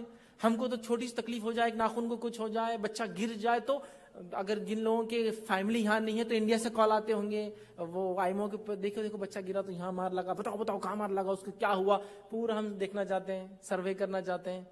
لیکن وہ کیا صبر تھا کہ کوئی شکن نہیں, کوئی شکوہ نہیں, کوئی تقدیر پر رونا نہیں, کوئی یہ کہنا نہیں کہ اللہ کو ہمارا ہی گھر ملا تھا کہ نعوذ باللہ ہماری اولاد ملی کیا, ان کو اتنے بچے ایک بھی نہیں ان کا مرا, ہمارا ایک ہی بچہ تو انتقال کر گیا. ان کے پاس اتنا مال و دولت ہے, ان کے پاس کچھ نقصان نہیں ہوتا مالی, ہمارے پاس کچھ نہیں, غریب, ہم کو مالی نقصان ہوتا, کچھ نہیں, کوئی شکوہ نہیں, کچھ نہیں. یاد رکھیے, چونکہ وہ جانتی تھی کہ جب کوئی مصیبت آتی ہے تو صبر تب ہوتا ہے. حدیث میں الفاظ ہے صبر کب ہوتا ہے؟ جب وہ مصیبت آتی ہے, بعد میں تو صبر آ ہی جاتا ہے. اور اولاد کی انتقال پر صبر کرنا اور اللہ سے اجر طلب کرنا, اس کا بدلہ سوا جنت کے اور کچھ نہیں. یاد رکھیے, تو بہت بڑی بات ہے, یاد رکھیے. تو صبر یاد رکھیے بڑی اہم چیز ہے. ہم صبر کرنے والے بنے, اللہ تعالیٰ ہمارے جو ہے اس میں اضافہ کریں گا, ایک اچھی زندگی دیں گا. صحیح مسلم کی روایت ہے, نبی اکرم صلی اللہ علیہ وسلم فرمایا, مسلمان کا رکاوٹ, بیماری یا غم یا ملال, ٹھیک ہے, جس کو ہم کہیں گے غم اور ملال یا تکلیف پہنچتی ہے, حتیٰ کہ اگر اس کو ایک کانٹا بھی چبھتا ہے تو اللہ کے رسول صلی اللہ علیہ وسلم اللہ تعالیٰ اس کے بدلے اس کے گناہوں کو مٹا دیتا ہے. ایک کانٹا بھی اگر چبھتا ہے مومن کو تو اللہ تعالیٰ اس کے بدلے ہمارے گناہوں کو مٹا دیتا ہے.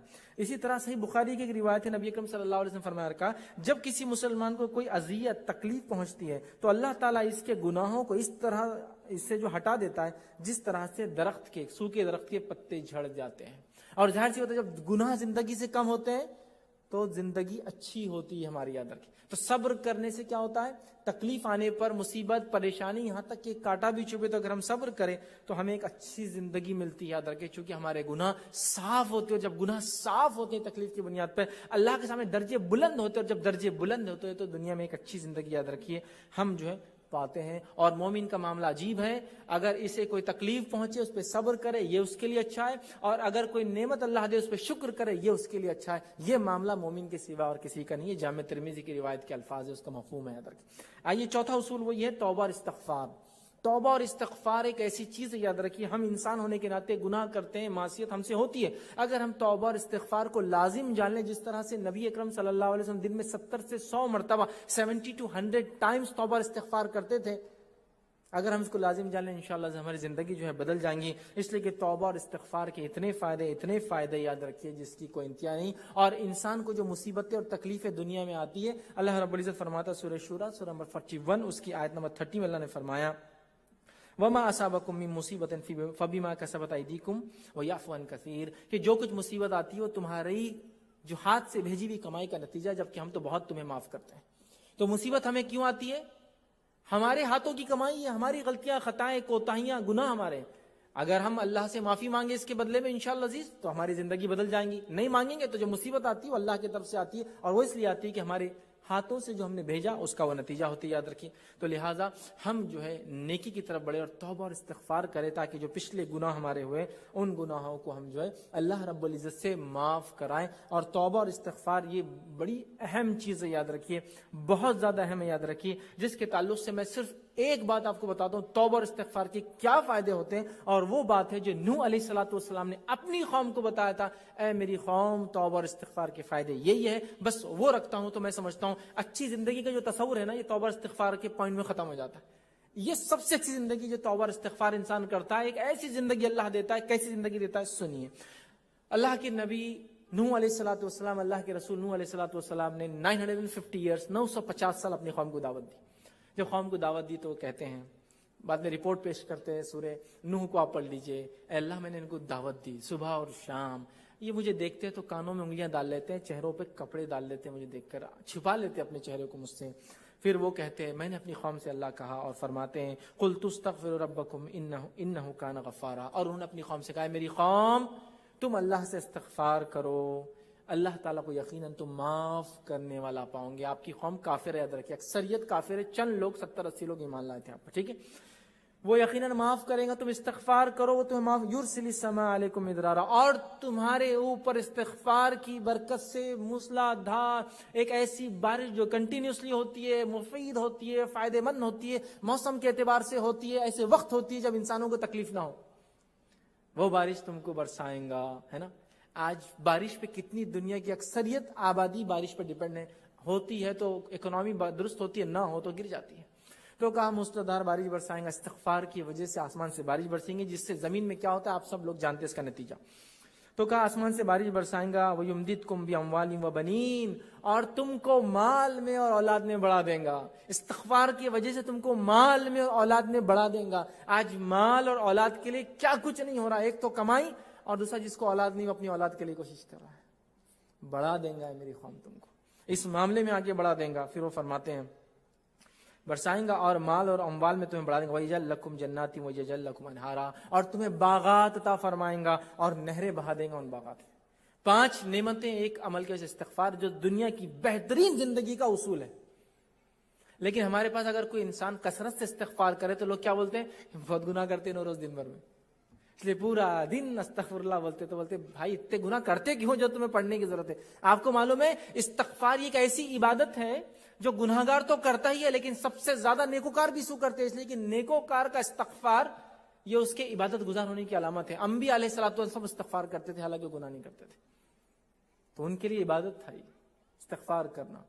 ہم کیا سمجھتے ہیں استغفار جو زیادہ پڑتا ہے یہ بہت بڑا گناہگار ہے، اس لیے اس کو بار بار کرنا پڑتا، اللہ نے اپنے محفوظ رکھا۔ نہیں، یہ سب کو کرنا ہے، صبح کرنا ہے، شام کرنا ہے، دن کرنا ہے، رات کرنا ہے، جب موقع ملا کرنا ہے۔ استغفار کی کثرت کتنی ہے، بہرحال اس کے فضائل آپ تمام لوگ بہرحال اس کو اور تفصیلات میں جا سکتے ہیں۔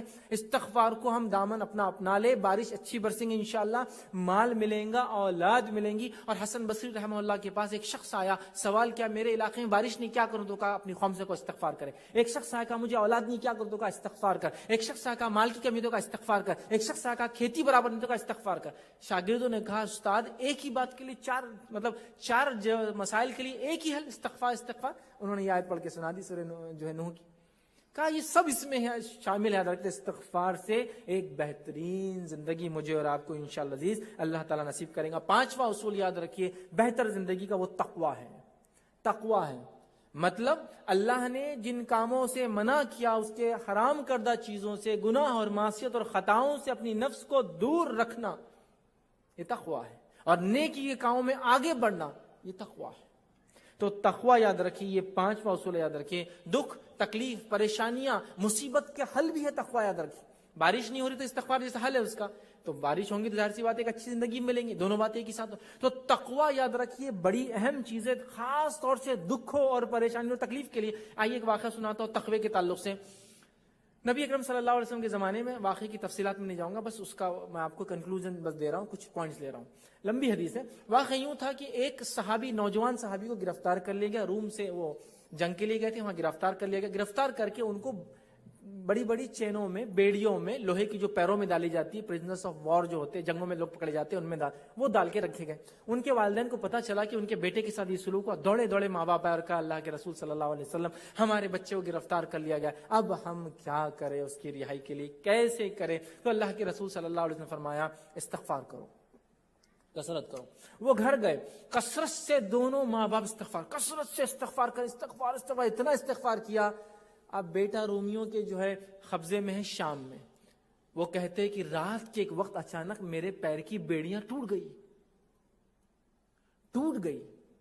اور رومن ہسٹری میں ان کے جو لوگ تاریخ لکھتے تھے انہوں نے بھی واقعہ نقل کیا کہ 2 لوگ ایسے تھے جو بیڑیوں سے چھوٹ کر گئے ہیں. مطلب ہسٹوریکل بھی ہے یہ واقعہ، تاریخ میں موجود ہے یہ قصہ ہے کہ ایک آدمی ایسا بھی چھوٹا تھا، بیڑیاں ٹوٹ گئی اس کی رات میں. تو بیڑیاں ٹوٹ گئی.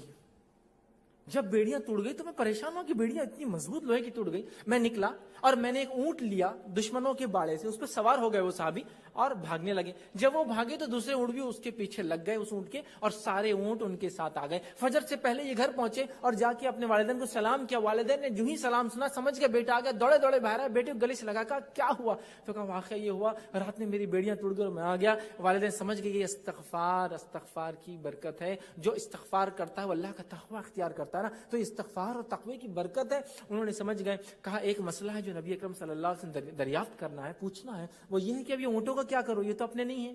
ساتھ آ گئے اور میں جب ایک پر بھاگا پورے آگے باڑے میں سے نکل گئے. ٹھیک ہے، تو کہا چلو گئے، نماز پڑھی. فجر کے بعد پوچھا اللہ کے رسول صلی اللہ علیہ وسلم اونٹوں کا کیا کرے؟ چھوٹ کے تو آ گئے. تو استغفار کی برکت مل گئی نا. پریشانی دکھ سے بیڑیوں سے نکل کر آیا وہ نوجوان، ہے نا. تو پریشانی دکھ اور تکلیفوں سے نجات ہے نا استغفار. اب سنیے، وہ تقویٰ تھا جس بنیاد تو استغفار کرنے سے تقویٰ ڈیولپ ہوتا ہے. تو اب نبی اکرم صلی اللہ علیہ وسلم نے کہا ٹھیک ہے، اور آیت قرآن کی نازل ہوئی اس کے بعد. وہ آیت جو ہے تقوی کے فائدے کیا ہے وہ بھی بتاتی ہے، اور اس واقعہ کا کنکلوژن بھی ہے. وہ سورہ طلاق سورہ نمبر 65 اس کی آیت نمبر 2 اور 3 اللہ رب العزت نے نازل کی. آیت ہوئے وَمَن يَتَّقِ اللَّهَ يَجْعَل لَّهُ مَخْرَجًا. جو اللہ کا تقوی اختیار کرتے ہیں، انہوں نے توبہ اور استغفار کیا، مطلب اللہ کا تقوی اختیار کیا، یجعل لہ مخرجا، اللہ مصیبت، دکھ، پریشانیوں، ڈپریس، ٹینشن سے نکلنا آسان کر دیتا ہے. اور کیا فرمایا آگے اللہ رب العزت فرماتا ہے مخرجا وَيَرْزُقُ مِنْ حَيْثُ لَا يَحْتَسِبُ، اور وہاں سے روزی دیتا ہے جہاں سے گمان بھی نہ کیا ہوگا. تو کہا یہ اونٹ تمہارے ہو گئے. وہاں سے روزی دیتا ہے جہاں سے گمان بھی نہ کیا ہوگا. کس وجہ سے؟ تقوی اختیار کرنے سے اللہ نکلنا آسان کرتا. دکھ، تکلیف، پریشانی، مصیبت، بیماری نکلنا ہے، تقوی اختیار کر لو، تقوی اختیار کر لو.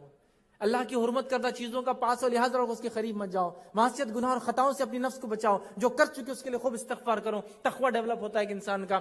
تو اللہ نے فرمایا وَمَن يَتَّقِ اللَّهَ يَجْعَل لَّهُ مَخْرَجًا. دکھوں سے، تکلیفوں سے، پریشانیوں سے نکلنے کا حل مل گیا ہم کو. وَيَرْزُقْهُ، اللہ فرمایا اور رزق دیتا ہے مِنْ حَيْثُ لَا يَحْتَسِبُ، جہاں سے سوچا نہیں تھا وہاں سے روزی ملتی ہے. کون سا انسان روزی کے لیے پریشان نہیں ہے؟ روزی، حل، ٹینشن، ڈپریشن، پریشانی، تکلیف، دکھ، بیماری، حل ایک تقوی. ساری چیزوں کا حل یاد رکھیے. آئیے اس سے آگے بڑھتے ہیں اور ہم دیکھتے ہیں چھٹا اصول ہے وہ ہے نماز. یاد رکھیے نماز بڑا اہم اصول ہے. یاد رکھیے نماز کو ہم اس کی پابندی کریں، اس لیے کہ نماز وہ حل ہے جو بہت ساری پریشانیوں کا، دکھوں کا، ایک اچھی زندگی کا جو ہے یہ ایک راستہ ہے. یاد رکھیے آج ہم دیکھتے ہیں نمازوں میں خصوصاً ظاہر سی بات ہے فرض کے بعد وہ سنت ہے جو فرض سے پہلے اور بعد نہیں پڑھی جاتی تھی، اور وہ نمازیں جن کے بارے میں تاکید آئی ہے جو بہت افضل ہے، جس کو ہم کہتے ہیں تہجد. نفل میں سب سے افضل عبادت تہجد. ہم اہتمام کریں، ہماری زندگی انشاءاللہ العزیز چینج ہو جائیں گی. یاد رکھیے جو ہے صحیح مسلم کی روایت ہے، نبی اکرم صلی اللہ علیہ وسلم فرماتے ہیں بندہ اپنے رب سے سب سے قریب سجدے کی حالت میں ہوتا ہے، لہٰذا تم سجدے کی حالت میں اللہ سے دعا مانگو. تو اللہ سے سب سے قریب جانے کا راستہ نماز ہے، اور نماز میں ہی سجدہ آتا ہے. یاد رکھیے یہ الگ سے سجدے کی دلیل نہیں ہے، نماز میں ہی سجدہ آتا ہے. تو انسان جب سجدہ کرتا ہے تو اپنے رب سے یقیناً وہ جو ہے سب سے قریب ہوتا ہے، اور جب سب سے قریب ہوتا ہے تو اپنے کام انسان نکال سکتا ہے نا. دیکھیے آپ کو کوئی مسئلہ ہے، کوئی کام نکالنا ہے، تو آپ اس شخص سے سب سے قریب جانا چاہتے ہیں جو اس مسئلے کا حل اپنے پاس رکھتی ہے. آفس میں باس، سپروائزرز، مینیجرز، منسٹرز دنیا کے اندر سب سے قریب. تو نماز یاد رکھیے بندہ سب سے قریب نماز میں ہوتا ہے، تو ہم دوسرے جگہ جا رہے ہیں، لوگوں سے وہ کر رہے ہیں، یہاں جائیے۔ نماز کا معاملہ ایسا تھا، نبی اکرم صلی اللہ علیہ وسلم آندھی طوفان بارش کوئی تکلیف ہوتی مسجد کی طرف جاتے ہیں نماز پڑھنے۔ تو نماز کو اپنا یاد رکھیے، ہم معمول بنا لیں۔ اور اللہ رب العزت نے سورۃ البقرہ سورہ نمبر 2 آیت نمبر 153 میں فرمایا اور کہا یا ایھا الذین آمنوا استعینوا بالصبر والصلاۃ، ٹھیک ہے، اے وہ لوگ جو ایمان لائے ہو، اللہ سے مدد طلب کرو جو ہے صبر اور نماز کے ذریعے، ان اللہ مع الصابرین، یقین اللہ تعالیٰ صبر کرنے والوں کے ساتھ ہے۔ تو یہاں کیا فرمایا؟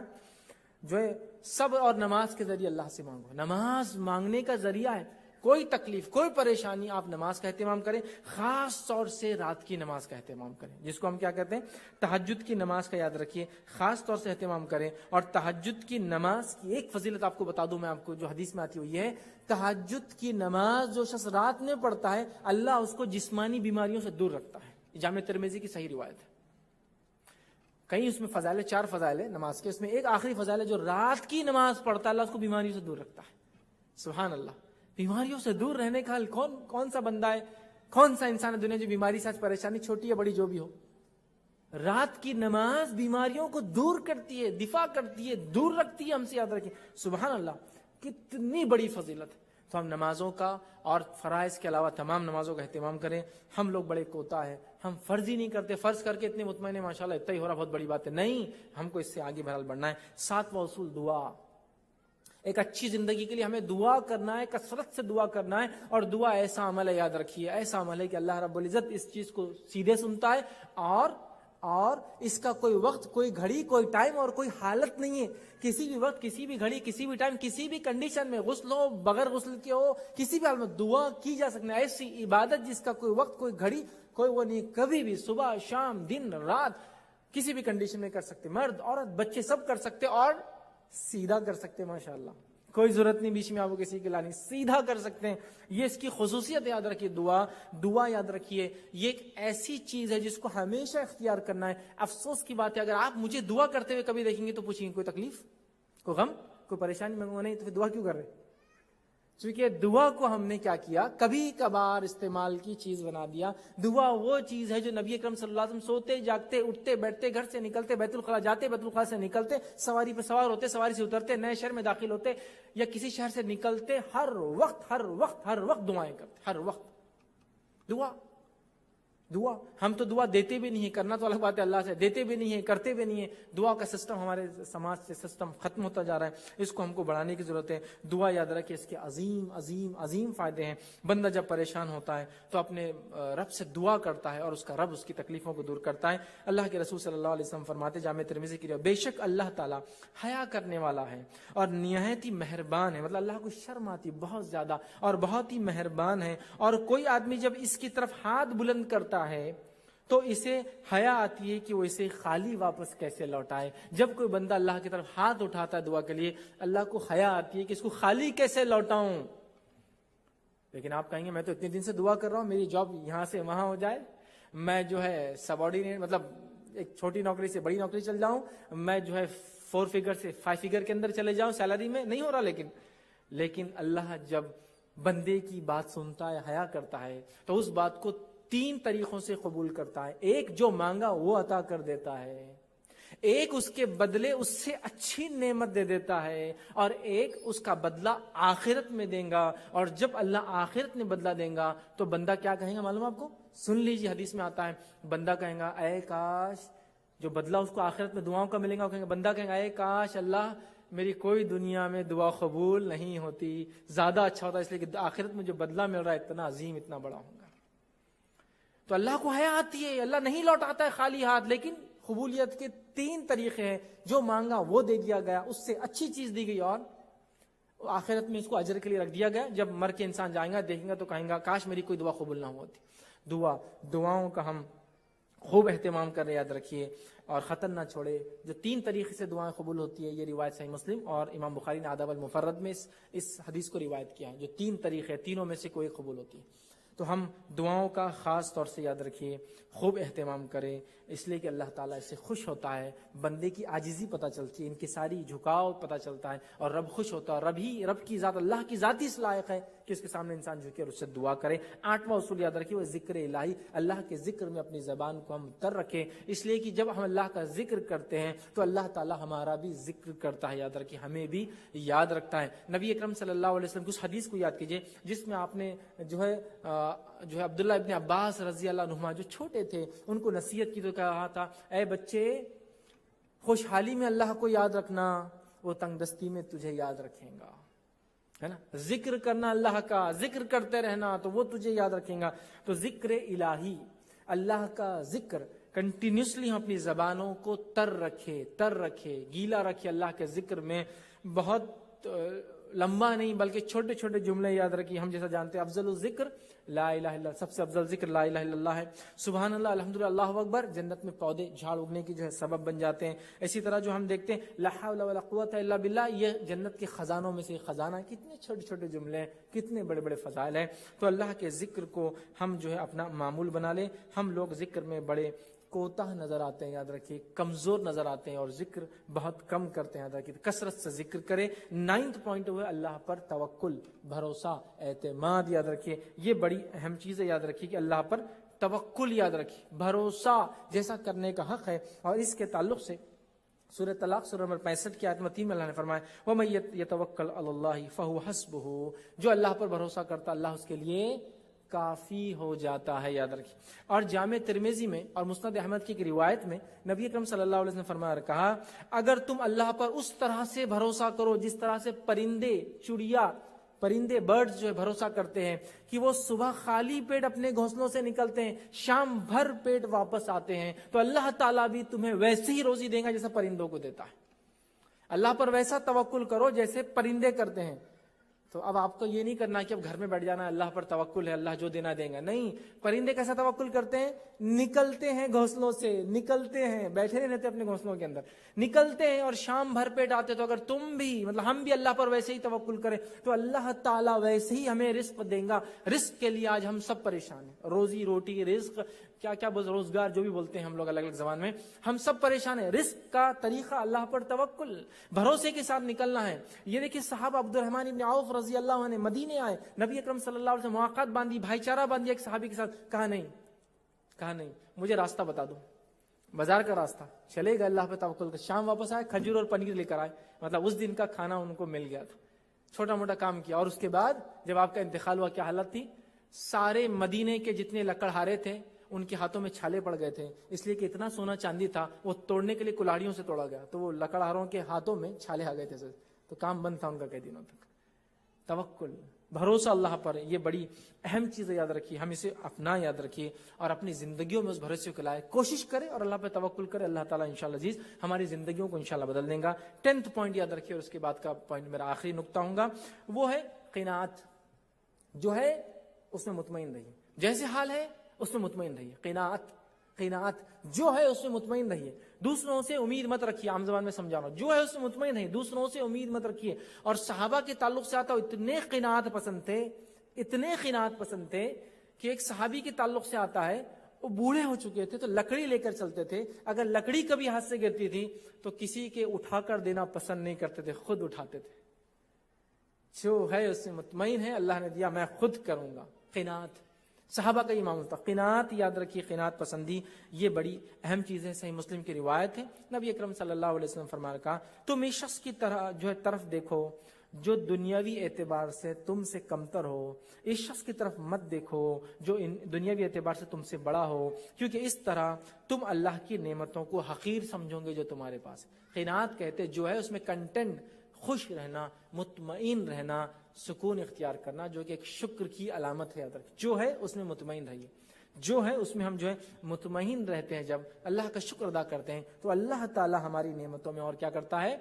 اضافہ کرتا ہے، یاد رکھیے۔ آئیے 11واں اور آخری اصول وہ یہ ہے، مسلمانوں کی جو ہے جو پریشان حال مسلمان ہیں ان کی مدد کرنا، یہ مدد کرنا بھی کیا کرتا ہے معلوم؟ ہماری زندگی کو سدھار دیتا ہے، ایک اچھی زندگی بنا دیتا ہے۔ حدیث کے الفاظ سنیے. آپ صلی اللہ علیہ وسلم نے فرمایا اور کہا, یہ مسند احمد کی جو ہے روایت ہے, آپ نے فرمایا جو شخص یہ چاہتا ہو کہ اس کی دعا قبول کی جائے, جو شخص یہ چاہتا ہو اس کی دعا قبول کی جائے, ٹھیک ہے, پھر فرمایا اور اس کی پریشانی دور کی جائے, اس کی دعا قبول کی جائے, اس کی پریشانی دور کی جائے, تو وہ تنگ دست کی پریشانی کو دور کرے. جو شخص یہ چاہتا ہے اس کی دعا قبول کی جائے, اس کی پریشانی دور کی جائے, وہ تنگ دست کی, مجبور, مسکین, معذور, غریب مسلمانوں کی مدد کرے, اس کی دعا قبول ہوں گی اور اللہ تعالیٰ اس کی پریشانی کو دور کریں گا. دوسروں کی پریشانیاں دور کرو, اپنے پریشانی کو دور کرواؤ. سلوشن, دوسروں کے لیے دعا کرو, اپنے لیے دعا کرواؤ. معلوم ہے نا آپ کو, جب بندہ دوسرے بھائی کے لیے غائبانہ دعا کرتا ہے, اس سے اچھی مجلس میں فرشتوں میں اس کی دعا ہوتی ہے اسی چیز کے لیے. جیسا کہ بندہ کہتا ہے اللہ میرے بھائی کے مسئلے کو حل کر, فرشتے کہتے ہیں اللہ اس کے مسئلے کو حل کر. تو یہاں کیا فرمایا, اگر ہم چاہتے دعائیں قبول ہو اور پریشانی کا حل نکلے تو کیا کرنا ہے, اپنے پریشان حال بھائی کی دعا کے لیے اس کی مدد کرنا ہے. ہمارا کیا معاملہ ہے, اللہ رحم کرے, ہم خود پریشانی کی وجہ بنے ہوئے کسی کے لیے, تو کہاں سے دعا ہوں گی اور کہاں سے مسئلے حل نہیں. ہم خود وجہ بنے ہوئے لوگوں کی پریشانی کے لیے آج.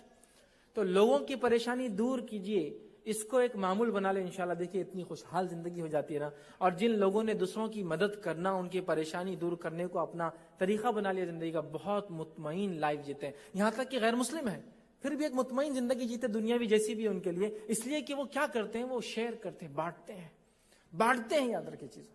تو پریشان حال مسلمان بھائی کی مدد کرنا, اپنی دعاؤں کو قبول کرانا اور اپنی پریشانیوں کو دور کرانے کا حل اور سلوشن ہے. یہ وہ 11 نکات تھے جس سے انشاءاللہ عزیز ہمیں خوشحال زندگی جی سکتے ہیں. یہی وہ صرف 11 نکات نہیں تھے, کئی باتیں ہیں جس سے خوشحال زندگی ملتی ہے جو قرآن اور سنت میں آتے ہیں. میں نے ان میں سے 11 کا سلیکشن کیا تھا اور آپ کے سامنے وہ 11 باتیں رکھی, تاکہ ان اصولوں کے ذریعے انشاءاللہ عزیز ہم جو ہے اپنی زندگی کو سدھار سکتے ہیں, ایک اچھی زندگی بنا سکتے ہیں, ایک خوشحال زندگی, ایک ایسی زندگی جو ٹینشن سے فری ہو, مشکل و پریشانیوں سے فری ہو, وہ ایسی حاصل ہو سکتی ہے. آخر میں دہرا دیتا ہوں 11 پوائنٹ جو ہم نے دیکھے. پہلا تھا ایمان اور عمل کے ذریعے ہم یہ کام کر سکتے ہیں. دوسرا ہم نے دیکھا شکر کے ذریعے ہم جو اپنی زندگی کو بہتر کر سکتے ہیں. تیسرا ہم نے دیکھا صبر کے ذریعے اپنی زندگی کو ہم بدل سکتے ہیں. چوتھا ہم نے دیکھا توبہ اور استغفار کے ذریعے اپنی زندگی کو ہم چینج کر سکتے ہیں, خوشحال کر سکتے ہیں. پانچواں ہم نے دیکھا تقوی کے ذریعے ہم اپنی زندگی کو بدل سکتے ہیں. اسی طرح ہم نے جو ہے چھٹا دیکھا نماز کے ذریعے ہم اپنی زندگی خوشحال کر سکتے ہیں. ساتواں دعا کے ذریعے ہم کر سکتے ہیں. آٹھواں ذکر کے ذریعے اپنی زندگی ہم چینج کر سکتے ہیں. نواں توکل کے ذریعے. 10واں قناعت کے ذریعے. اور 11واں ہم نے دیکھا دوسرے مسلمان بھائی کی پریشانی کو دور کر کے ہم زندگی کو بدل سکتے ہیں. یہ خوشحال زندگی کے لیے بہرحال وہ چیزیں. میں جب یہاں آیا تو مجھے ایک بات یہ بھی بتائی گئی کہ یہاں جو ہے ایک منسٹری کھول دی گئی کہ ہیپی لائف, لوگ اچھی زندگی جی سکے, اس میں ڈائریکشن دیا جا رہا ہے مسلم اور نان مسلم کی بلا تفرق, بلا ڈفرینسیشن کے بغیر. یہ بڑی بات ہے, یاد رکھیے. اسی طرح میں اپنی بات کو ختم کرنے سے پہلے جو ہے جو شکریہ ادا کرنا چاہوں گا جو ہے اسلامک افیئرس اینڈ چیریٹیبل جو ڈپارٹمنٹ تھا اسلامک افیئرس کا, ان کے لیے کہ انہوں نے جو ہے مجھے مدعو کیا اور یہاں موقع دیا. اور ماشاءاللہ اس کے ذریعے ہم لوگ یہاں جمع ہوئے, کچھ باتیں ہم نے ہم تمام کو جو باتیں ہم نے سنی اس کو اپنی زندگی میں جو ہے اپنانے کی جو توفیق عطا فرمائے. ہم تمام کی زندگیوں کو خوشحال کر دے. جو لوگ پریشانیوں میں مبتلا, اللہ تعالی ہم تمام کی پریشانیوں کو, دکھوں کو, درد کو, فکروں کو جو ہے دور کر دے. ہمارے مسائل کو جو ہے حل اللہ تعالی حل نکالے. ہم تمام کو توفیق دے کہ ہم دوسروں کی, ایک دوسرے کی جو ہے مدد کر سکیں. ہم تمام کے لیے ایک بہترین دنیا کی زندگی عطا کرے اور مرنے کے بعد آخرت میں ہمارے لیے ایک بہترین جو ہے ہمیں جو اس کا بدلہ عطا فرمائے. جب تک ہمیں زندہ رکھے, ایمان اور اسلام پر زندہ رکھے, خاتمہ ہمارا ایمان پر ہو. وآخر دعوانا الحمدللہ رب العالمین. سبحان ربک رب العزت عما یصفون وسلام علی المرسلین والحمد للہ رب العالمین.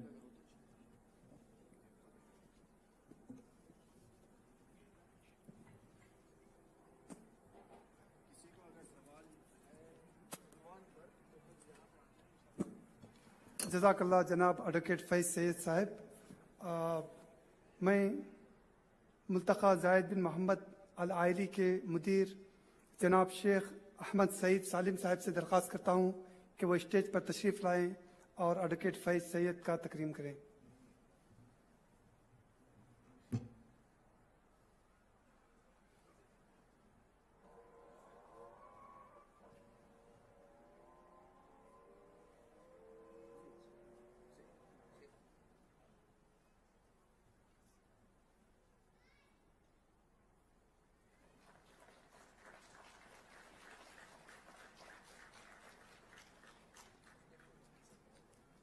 प्रोग्राम के ख़त्म होने से पहले चंद सवालात को वेलकम किया जाएगा इंशाअल्लाह ताला। अब्दुल हादी साहब।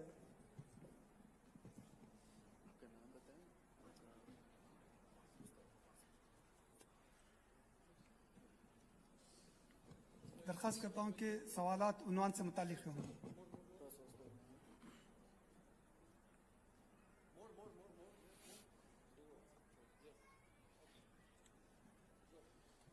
अस्सलामु अलैकुम वरहमतुल्लाहि वबरकातुहू।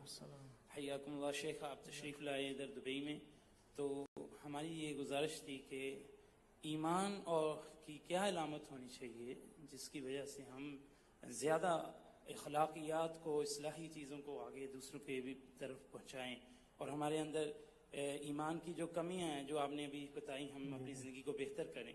तो मैं ये पूछना चाहता हूँ कि ईमान तो सब में है, लेकिन क्या इलामत होनी चाहिए जिससे हम सारी चीज़ों को अपना सकें। जज़ाकुमुल्लाह खैर। तो आप एक सेकंड, आप ये चाह रहे थे कि ईमान को इजाफे के लिए या ईमान पर कायम रहने के लिए? जी, ईमान तो सब में है, जी जी लेकिन ईमान की कौन सी इलामत होनी चाहिए जिसमें हम इंशाअल्लाह सब चीज़ें जो हैं जी जी, मतलब वो कैफियत के ताल्लुक से आप पूछना चाहते हैं? जी, देखिए भाई ने एक सवाल किया कि ईमान तो सब में है, लेकिन वो क्या कैफियत है जो ज़रूरी है कि हम हमारा ईमान वैसा हो जिससे हमारी ज़िंदगियों में तब्दीली आए। तो देखिए सबसे पहली चीज़ तो ये है कि ये एक बहुत बड़ा वसी टॉपिक है, और इससे माशाअल्लाह उलमा की बहुत सारी तकरीरों के अलावा किताबें भी हैं। तो मैं चाहूँगा आप ईमान के ताल्लुक से बिलखुसूस इसको पढ़ें। होता ये है कि हमारे माशरे और समाज में ईमान, रोज़ा, नमाज, ज़कात हम जो सबको करते हुए देखते वैसा करते हैं, जिसका नतीजा ये होता है कि बहुत सारी बार हमारी जिंदगियां गुजर जाती है और ईमान की बुनियाद, बेसिक चीज़ें भी हमको नहीं पता होता है। और सबसे बड़ी खतरे की बात तो ये कि हमारे इलाकों में इतनी जहालत हो चुकी है कि शिर्क तौहीद की जगह बैठ चुका है और बिदत सुन्नत की जगह ले चुकी है। ये सबसे बड़ा खतरा है। तो लिहाजा सबसे पहला काम ये है किसी भी चीज़ में आगे बढ़ने का, चाहे तकवा हो, इस्तगफार हो, तौबा, जो मैंने कहा वह इल्म। तो इल्म बुनियादी चीज़ें याद रखिए, हम हासिल करें ईमान के मुतालिक। ईमान क्या है, कैसा है, कौन सी चीज़ की नफ़ी करते हैं, किन चीज़ों के करने से इसमें इजाफा होता है, क्या चीज़ें इसको कमज़ोर बना देती है, कम करती है, हटा देती है, सरका देती है ना। हदीस में आता है कि इंसान जिना करता है तो ईमान निकल जाता है। तो वो तमाम चीज़ों को हमको सीखना है, उसको हमको जानना पड़ेगा, याद रखिए। तो ईमान की मजबूती याद रखिए बड़ी अहम चीज़ है। सहाबा की जिंदगियां इसका जीता जागता नमूना थी कि उनका ईमान बड़ा पुख्ता और मजबूत था। छोटी मोटी परेशानी, आंधी तूफान, जिस्मानी तकलीफें उनके ईमान को धक्का नहीं लगा सकती थी। तो मैं बेसिकली ये कहूँगा, जो गुजारिश है मेरी वो ये है कि हम नॉलेज गेन करें, इल्म हासिल करें ईमान के ताल्लुक से, और वो तमाम बातें जो ईमान को बढ़ाती है उन चीज़ों का इल्म हासिल करें, उन पर अमल करें। वो तमाम बातें जो इल्म में जिसको हमें कमी कर देती है, कमजोरियां पैदा करती है, उनको जाने और उन आमाल से हम बचने की कोशिश करें। और इसके अलावा एक बहुत तफसीली चीज़ है, आप लोग उसका मुताला करें, और ख़ास तौर से मैं कहूँगा किताबों से अपना हम रिश्ता जोड़ें और वहाँ से हम जानें कि किस तरह से ईमान में इजाफा करें, उस पर पुख्तगी इख्तियार करें और उस पर कायम रहने के लिए हम जो कोशिश करें।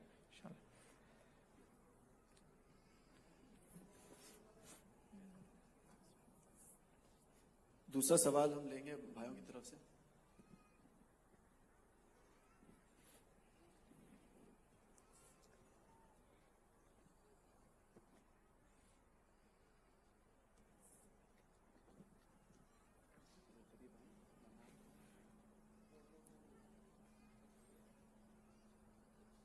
अस्सलाम वालेकुम वरहमतुल्लाहि वबरकातुहू।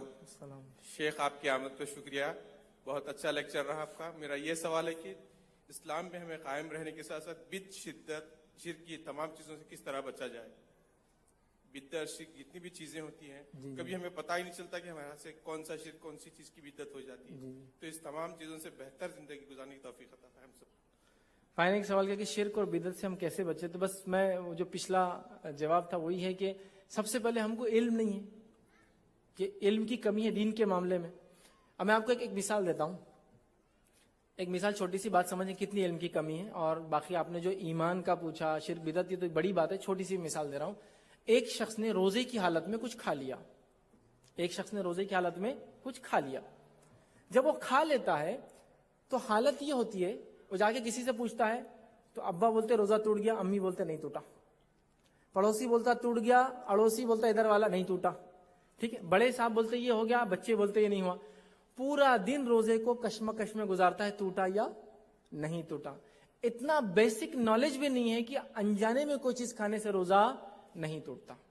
نماز پڑھ رہے ہیں, نماز میں غلطی ہو گئی, مطلب رکعتیں کتنی پڑی یاد نہیں ہے, تو سجدے سہو کرنا ہے. ٹھیک ہے, کیسا کرنا طریقہ نہیں پتا. نماز سے فارغ ہو گئے, کسی ناکے کا ایک رکعت چھوڑ گئی تھی تو سجدے سہو کرنا ہے, پتا نہیں ہے. نماز میں رکعتیں زیادہ ہو گئی, 4 کے بدلے 5 رکعت پڑھی, 2 کے بدلے 3 پڑھ لی, تو اس کا سجدے سہو کیسا ہے؟ تو سب سے اچھا طریقہ بولے پوری نماز ہی دوہرا لو, کمپلیٹ نماز کو پورا پڑھ لیتے ہیں. تو گویا سجدے سہو کا طریقہ نہیں پتا کہ نماز میں غلطی ہو, یاد آئے تو کیا کرے, نماز کے بعد کوئی یاد دلائے تو کیا کرے, ایکسس میں نماز پڑھ لی تو کیا کرے. 3 طریقے نہیں پتا. مطلب بہت چھوٹی چھوٹی چیزیں ہیں جس کا ہمیں بیسیکلی علم نہیں ہے. تو شرک بدعت بھی یہی ہے, لا علمی, علم کی کمی یا جہالت جس کو کہیں گے, علم کا الٹ جو ضد ہوتی ہے جہالت ہوتی ہے. تو جہالت کی بنیاد پہ یہ تمام چیزیں آتی ہے. تو سب سے پہلے علم کے چراغ کو ہم کو جلانا پڑے گا. تو جہالت کی, شرک کی اور بدعت کی جو اندھیریاں ہیں یہ خود بخود انشاءاللہ عزیز دور ہو جائیں گی. تو میں یہ کہوں گا علم آپ پھیلائیے, لوگوں کو آگاہ کیجیے, نالج دیجیے, ان کا کتابوں سے رشتہ جوڑیے, تقریروں کے ذریعے ان تک علم پہنچائیے. تو بدعت اور شرک سے بچنے کا سب سے بہترین طریقہ ہے, بدعت اور شرک ہوتا کیا ہے وہ معلوم ہو, اور بچنے کا طریقہ ہے معلوم ہو, وہ علم کے ذریعے بہرحال ہو سکتا ہے انشاءاللہ.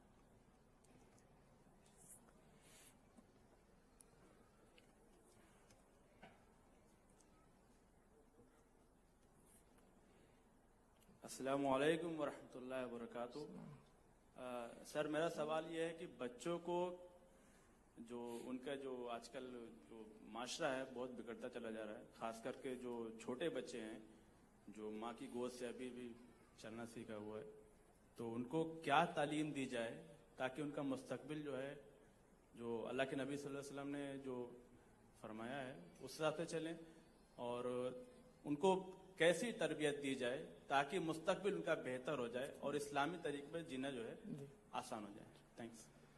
بھائی نے ایک سوال کیا کہ بچوں کے لیے ہم کیا کریں, ایک بہتر زندگی کے لیے ضروری ہماری اولادیں اچھی ہوں, تو ہم کیا کریں جس سے وہ آگے چل کے اچھے بنے.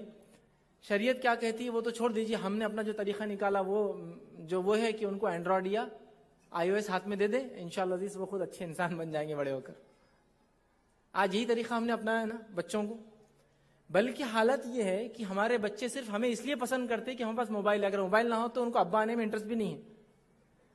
جب والد گھر میں آتا تو بچوں کو کیا چاہیے والد سے, ان کا فون ہے نا. اگر وہ بغیر فون کے آئے تو بچوں کو والد میں انٹرسٹ بھی نہیں ہے آج. اگر ماں کو کام کرنا ہے اور بچہ ضد کر رہا ہے تو اس کو کیا کرنا ہے, اس کو فون دینا ہے. سمجھ رہے آپ. اب وہ کیا کرتے ہیں ہم نہیں جانتے, اور میں تو یہ بات بار بار کہتا ہوں, ایک سین, ایک تصویر, ایک شاٹ آپ کے بچے کی زندگی پوری برباد کرنے کے لیے کافی ہے. اس کو ایسی چیز کا علم دے دے گا وہ جس کا علم کی اس کو ابھی ضرورت نہیں تھی. ایک ہی چیز اس کی لائف برباد کر دے گا. کتنے سارے نوجوان ایسے ہیں جن کی جوانیاں, جن کا یوتھ, جن کی زندگیاں صرف وہ بچپن کی میڈیا کی غلط استعمال یا صحیح تربیت نہ ہونے کے نتیجے میں آج برباد ہو گئی ہے نہیں. تو ہمیں سب سے پہلے اپنی نیو جنریشن کو یاد رکھیے, تربیت کا جو طریقہ صحابہ نے اپنایا, تابعین تابعین سلف صالحین نے اپنایا, اس طریقے پہ ہم کو جانا ہے. افسوس افسوس افسوس وہ طریقہ ہم چھوڑ چکے ہیں. پیرنٹنگ جس کو کہتے ہیں, صحیح والدین ہم نہیں بن پاتے, صحیح باپ صحیح ماں نہیں بنتے, جس کے نتیجے میں ہمارے بچے جو ہے بگڑ جا رہے ہیں. تو پہلے سب سے پہلے والدین کو ٹریننگ گین کرنا ہوگی کہ بچوں کی تربیت کیسی کی جائے تاکہ بڑے ہو کر وہ اچھے بچے بنے. ان میں بہت تفصیلی بیانات بہرحال میں نے دیے ہیں کہ اولاد کی تربیت اسلام کے مطابق کیسے کرے, اولاد کی تربیت کیسا کرے, ماں کا کردار اولاد کی تربیت میں, باپ کا کردار اولاد کی تربیت میں, ابراہیم علیہ السلام بحیثیت والد, اسی طرح لقمان علیہ السلام کی اپنے بیٹے کو نصیحت. یہ تمام وہ چیزیں ہیں پیرنٹنگ پہ اسلام نے بہت زور دیا, یاد رکھیے بہت زور دیا. آئیے میں ایک چھوٹا سا واقعہ سناتا ہوں.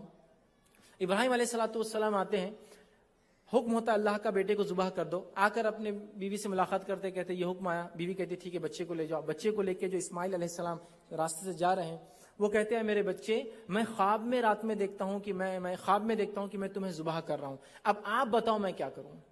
مطلب بیٹے سے پوچھ رہے کیا کروں, بچے سے جو چلنے پھرنے کی عمر کو, بات چیت کی عمر کو, سمجھداری کی عمر کو, رپلائی کرنے کی عمر میں تھا. کتنی عمر ایگزیکٹلی نہیں بتایا قرآن نے, بس ایسا عمر جس میں بچہ جواب دے سکتا ہے اپنے والد کو, سمجھ سکتا ہے چیزوں. تو بچہ کیا جواب دیتا ہے معلوم آپ کو, اے میرے والد کر گزریے, کر گزریے جو آپ کو حکم دیا جاتا ہے، ستجدون انشاءاللہ من الصابرین، آپ دیکھیں گے انشاءاللہ میں صبر کرنے والوں میں رہوں گا. تفعل ما تؤمر، کر دیجئے جو آپ کو حکم آتا ہے. سبحان اللہ، یہ ایک جملہ اسماعیل علیہ السلام کا حاجر علیہ السلام کی پوری تربیت بتا رہا ہے. ایک جملہ پوری تربیت بتا رہا ہے. کیسی تربیت اس معنی کی کہ اللہ کا اطاعت گزار اور فرما بردار بندہ بنایا، اور یہ بتایا کہ رسول جو ہوتے ہیں ان کی اطاعت کی جاتی ہے، چونکہ والد رسول ہے، ان کو وحی آئی ہے، حکم آیا ذبح کرنے کا. بیٹا کہہ رہا ہے اگر اللہ کا حکم ہے تو کر گزریے انشاءاللہ میرے والد، میں صبر کرنے والوں میں سے رہوں گا. تو یہ تربیت یاد رکھیں. تو تربیت پہ اسلام نے بڑا زور دیا ہے. کیا کریں؟ اتنے چھوٹے سے لیکچر میں ممکن نہیں تھا یہ سوال جواب کے سیشن میں. تفصیلات میرے اس پہ بیانات اسپیشلی پیرنٹنگ کے بہت سارے موجود ہیں، کریں. لیکن سب سے بڑا چیلنج آج جو ہمارے سامنے ہے وہ بچوں کی تربیت ہے. یاد رکھیں سب سے بڑا چیلنج، ایسا کوئی انسان آج نہیں جس کو بچے اور پریشان نہ ہو، جس کو بچے اور پریشان نہ ہو. ایک چھوٹا سا واقعہ سناتا ہوں کیسے بچے بگڑ جاتے ہیں یا کیسا بگاڑ آسانی سے آ رہا ہے. میں اپنا ایک چھوٹا سا واقعہ سناتا ہوں. میرا ہی جو سب سے چھوٹا لڑکا ہے اس کی عمر جو 2.25 سال ہے، اس کو بات کرنا نہیں آتی برابر. لیکن ایک دن میں نے دیکھا وہ جو ہے فون کو لے کر اس کو برابر کھول کر وائی فائی کو کلک کر کے وہ فون کے سامنے بول رہا ہے، گوگل کا وائس ہوتا ہے نا اس کو بول رہا ہے، اور چائنیز کارٹون کیا بول رہا ہے؟ Chinese cartoon. اور میں تعجب میں ہوں کہ یہ کیا کر رہا ہے اور یہ موبائل کب اس نے سیکھا لینا. آپ اندازہ لگائیے، زمین نکل گئی میرے پیروں سے کہ یہ تو کچھ بھی ایکسس کر سکتے ہیں. جب وہ یہ سمجھ رکھتا ہے تو کچھ بھی کر سکتا ہے. کیسے روکے؟ آپ سب میں سمجھتا ہوں اکثر پریشان ہے اس چیز سے. تو بہت ضروری ہے بہت سنجیدہ ہو کے. پیرنٹنگ ایک سائڈ رسپانسبلٹی نہیں ہے، ایک مین رسپانسبلٹی. وہاں پر سائڈ ہے، ہو کیا تنگ کر رہے، جاؤ یہ لو فون اور نکل جاؤ یہاں سے، دفع ہو جاؤ. سائڈ رسپانسبلٹی مین نہیں ہے. مین رسپانسبلٹی کیا ہے؟ آج کا کھانا ایسا زبردست بننا کہ سب نے تعریف کرنا کہ آج کھانا کیا تھا دعوت کے اندر. یہ مین رسپانسبلٹی. ارے کھانا پورا بھی خراب ہو گیا اور سڑ بھی گیا تو آپ دکان سے منگا سکتے ہیں. یہ بچہ ایک بار خراب ہو جائیں گا نا، اس کو آپ چینج نہیں کر پائیں گے. وہ ایک چیز اس کی زندگی میں کیا زہر اگلیں گے نہیں پتا ہے. تو میں کہتا ہوں پیرنٹنگ کو مین رول، یہ صرف ماؤں کے لیے نہیں باپ کے لیے بھی ہے. پیرنٹنگ کو والد ہونے کا کردار نبھائے اور آفس سے آنے کے بعد آفس کے کام چھوڑ کر وہ بچے کا ہو جائے. صبح سے شام تک بچے نے کیا ایکٹیویٹیز تھی، اس کا کردار کیسا تھا، اخلاقیات کیسے تھے، والدہ کے ساتھ سلوک کیسا تھا، پڑوسیوں کے ساتھ اسکول میں کیا، عربی مکتب یا تحفیظ میں جا رہا حفظ میں تو آج اس نے کیا سیکھ کر آیا. یہ مین رسپانسبلٹی ہے، سائڈ رسپانسبلٹی نہیں ہے. اس کو آؤٹ سورس مت کیجیے، دوسروں کا حوالہ مت کیجیے. آؤٹ سورس بھی کرے کچھ لوگ تو بچوں کو کوئی دوسرا آپ کے ساتھ کیسے ہو سکتا ہے، پاسبل نہیں ہے. تو لہٰذا اتنا تو کہوں گا سیریس ہو جائیے اس کیس میں، اور سیریس ہو کے کچھ نہ کچھ سٹیپ اٹھائیے. اسلام نے اس میں بہت تفصیلات بہرحال بیان کی تھی، اس کو آپ پڑھنے سے انشاءاللہ عزیز وہ ساری چیزیں ہمارے سامنے آ جائیں گی.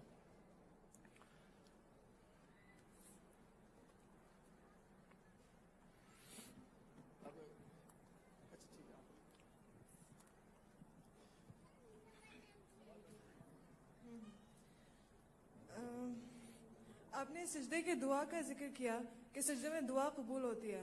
تو میں نے بھی ایک بات سنی تھی کہ سجدہ چاہے وہ نفل نماز کا ہو، سنت کا ہو یا فرض نماز کا ہو، آپ اس میں بھی دعا کر سکتے ہیں. آپ اس بات کی تصدیق کر دیں کہ تسبیحات کے فوراً بعد آپ کوئی قرآنی دعا مانگ سکتے ہیں یا نہیں؟ اور اس سے متصل ایک سوال ہے کہ دعا کا بھی آپ نے ذکر کیا کہ دعا میں بعض اوقات وسیلہ مانگا جاتا ہے، جیسے رسول اللہ صلی اللہ علیہ وسلم کے وسیلے سے اللہ ہمیں فلانی حاجت پوری کر دے. تو یہ وسیلہ مانگنا درست ہے یا نہیں؟ اور اردو میں دعا مانگ سکتے ہیں یا نہیں؟ دعا کے تعلق سے سوال آیا تو پہلی چیز یاد رکھیے، اس پہ علماء کے جو فتوے جو میں نے پڑھے ہیں وہ آپ کے سامنے رکھتا ہوں. پہلی چیز، جو دعا آپ کو سجدے میں کرنا ہے وہ نماز کا سجدہ ہے، الگ سے نماز کے بعد سجدہ نہیں کرنا ہے. بہت سارے لوگ نماز پڑھ لیتے ہیں، نماز کے بعد سجدہ کرتے ہیں. وہ سجدے کی خصوصیت یہ ہوتی ہے اس میں ہاتھ ایسے نہیں ایسے رکھتے ہیں، یوں کر کے سجدہ کرتے ہیں، ہاتھ اوپر رکھے اور پھر دعا کرتے ہیں. جو دعا سجدے میں کرنا ہے وہ نماز کا سجدہ ہے، نماز سے ہٹ کر سجدہ نہیں. یاد رکھیے ٹھیک. تو پہلی وضاحت یہ کہ وہ نماز کا سجدہ ہے. آپ نفل نمازوں کے اندر یہ کام بہت آسانی سے کر سکتے ہیں. ٹھیک ہے، نفل نماز میں آپ سجدے کی حالت میں نفل کا آپ آخری سجدہ چن لیں کہ آخری سجدے میں کروں گی تاکہ اس کے بعد یا کروں گا فائدہ ہوتا ہے سیدھا. تو نفل نماز کے سجدے میں کرنا ہے، اس کی تسبیحات پڑھنے کے بعد آپ کو دعا کرنا ہے. کیا یہ دعا دوسری زبان میں کی جا سکتی ہے؟ اس کے تعلق سے بہت سارے مفتیان کے فتوے جو یہ ہے کہ ہاں آپ اپنی زبان میں یہ کام کر سکتے ہیں، اس کا جواز بہرحال موجود ہے۔ شیخ بن باز رحمہ اللہ کے فتوے اور ہندوستان کے تو کافی مفتیان نے فتویٰ دیا کہ ہاں وہ اپنی زبان میں جو بھی زبان آپ جانتے ہیں، اردو کیجئے، ملیالی، تیلگو، پنجابی، کوئی بھی ہو سکتی ہے آپ کی لینگویج، اس لینگویج میں بھی تسبیحات پڑھنے کے بعد آپ دعا بہرحال کر سکتے ہیں۔ سوال کا ایک حصہ تھا کیا دعا کے اندر وسیلہ ضروری؟ نبی اکرم صلی اللہ علیہ وسلم کا کسی کا، تو دیکھیے نبی اکرم صلی اللہ علیہ وسلم کا وسیلہ دعا میں لگایا جا سکتا تھا جب آپ دنیا میں تھے اور حیات تھے۔ اس کے تعلق سے علماء نے کچھ اصول بتائے ہیں۔ نبی اکرم صلی اللہ علیہ وسلم کی زندگی میں لوگوں نے آپ کے وسیلے سے دعا کی، لیکن آپ کی وفات کے بعد، انتقال کے بعد ایسی دعائیں کرنا کہیں بھی ثابت نہیں ہے۔ نبی اکرم صلی اللہ علیہ وسلم حیات تھے، آپ کے وسیلے سے لوگ دعا کرتے۔ ایک نابینا صحابی تھے، وہ آئے اور کہا اللہ کے رسول صلی اللہ علیہ وسلم میں دعا کرنا چاہتا ہوں کہ اللہ مجھے بینائی دے دے۔ نبی اکرم صلی اللہ علیہ وسلم نے کہا ٹھیک ہے، جا کر دعا کرو، اور دعا سکھائی، اور انہوں نے اللہ کے رسول صلی اللہ علیہ وسلم کے وسیلے سے دعا کی اور آپ کو بینائی اللہ نے دے دی۔ لیکن آپ صلی اللہ علیہ وسلم کے دنیا سے جانے کے بعد عمر بن خطاب رضی اللہ عنہ کے دور میں ایک واقعہ ہوا، بارش نہیں ہوئی، آپ نے عباس رضی اللہ عنہ کو بلایا اور دعا کی، اے اللہ جو ہے جب تیرا نبی ہم میں زندہ تھا ہم اس کے وسیلے سے تجھ سے دعا کرتے اور تو بارش کو جو ہے برساتا تھا، اب تیرا نبی ہم میں باقی نہیں رہا، لہٰذا میں جو ہے عباس کے وسیلے سے تجھ سے دعا کرتا ہوں، اور بارش ہوئی۔ تو پتہ چلا جب نبی اکرم صلی اللہ علیہ وسلم تھے آپ کے وسیلے سے دعا کرنا درست تھا، اب درست نہیں ہوگا، ٹھیک ہے، اب درست نہیں ہوگا۔ ہاں جو نبی سے محبت ہے، محبت ایک شرعی عبادت ہے، یاد رکھیے، جو نبی سے ہوتی ہے، وہ وسیلے سے کوئی کہہ لے کہ اللہ جو نبی سے تجھ کو یا نبی سے مجھ کو محبت ہے اس کے وسیلے سے، وہ تو جائز ہوگا، کیونکہ انبیاء نبی سے محبت یہ شرعی عبادت ہے، یاد رکھیے، ہم نبی سے محبت کرتے ہیں، لیکن رسول اللہ صلی اللہ علیہ وسلم ذاتی لینا وسیلہ بہرحال یہ بعد میں کسی صحابی ثابت نے، لہٰذا میں کہوں گا یہ درست اور صحیح نہیں ہوگا، یاد رکھیے۔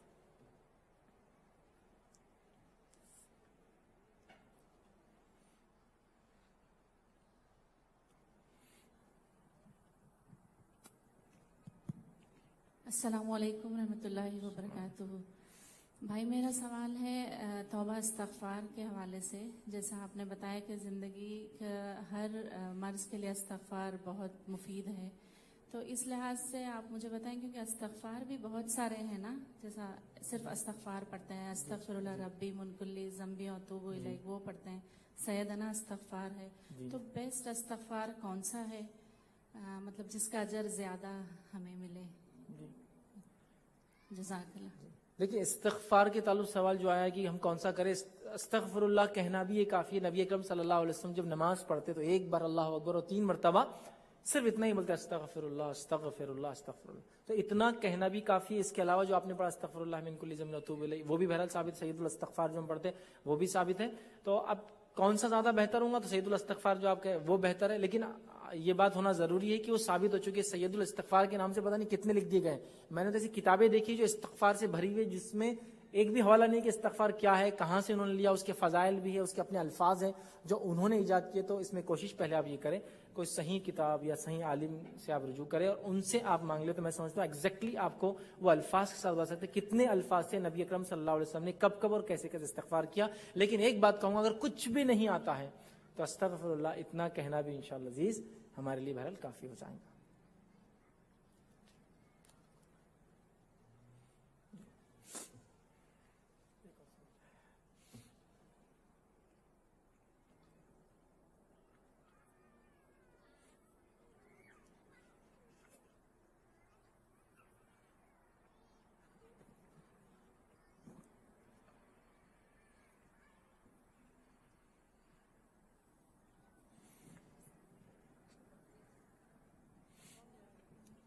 السلام علیکم، میرا سوال تھوڑا ٹاپک سے ہٹ کے، قرآن کو یاد کر کے بھول جانے کا کیا حکم ہے؟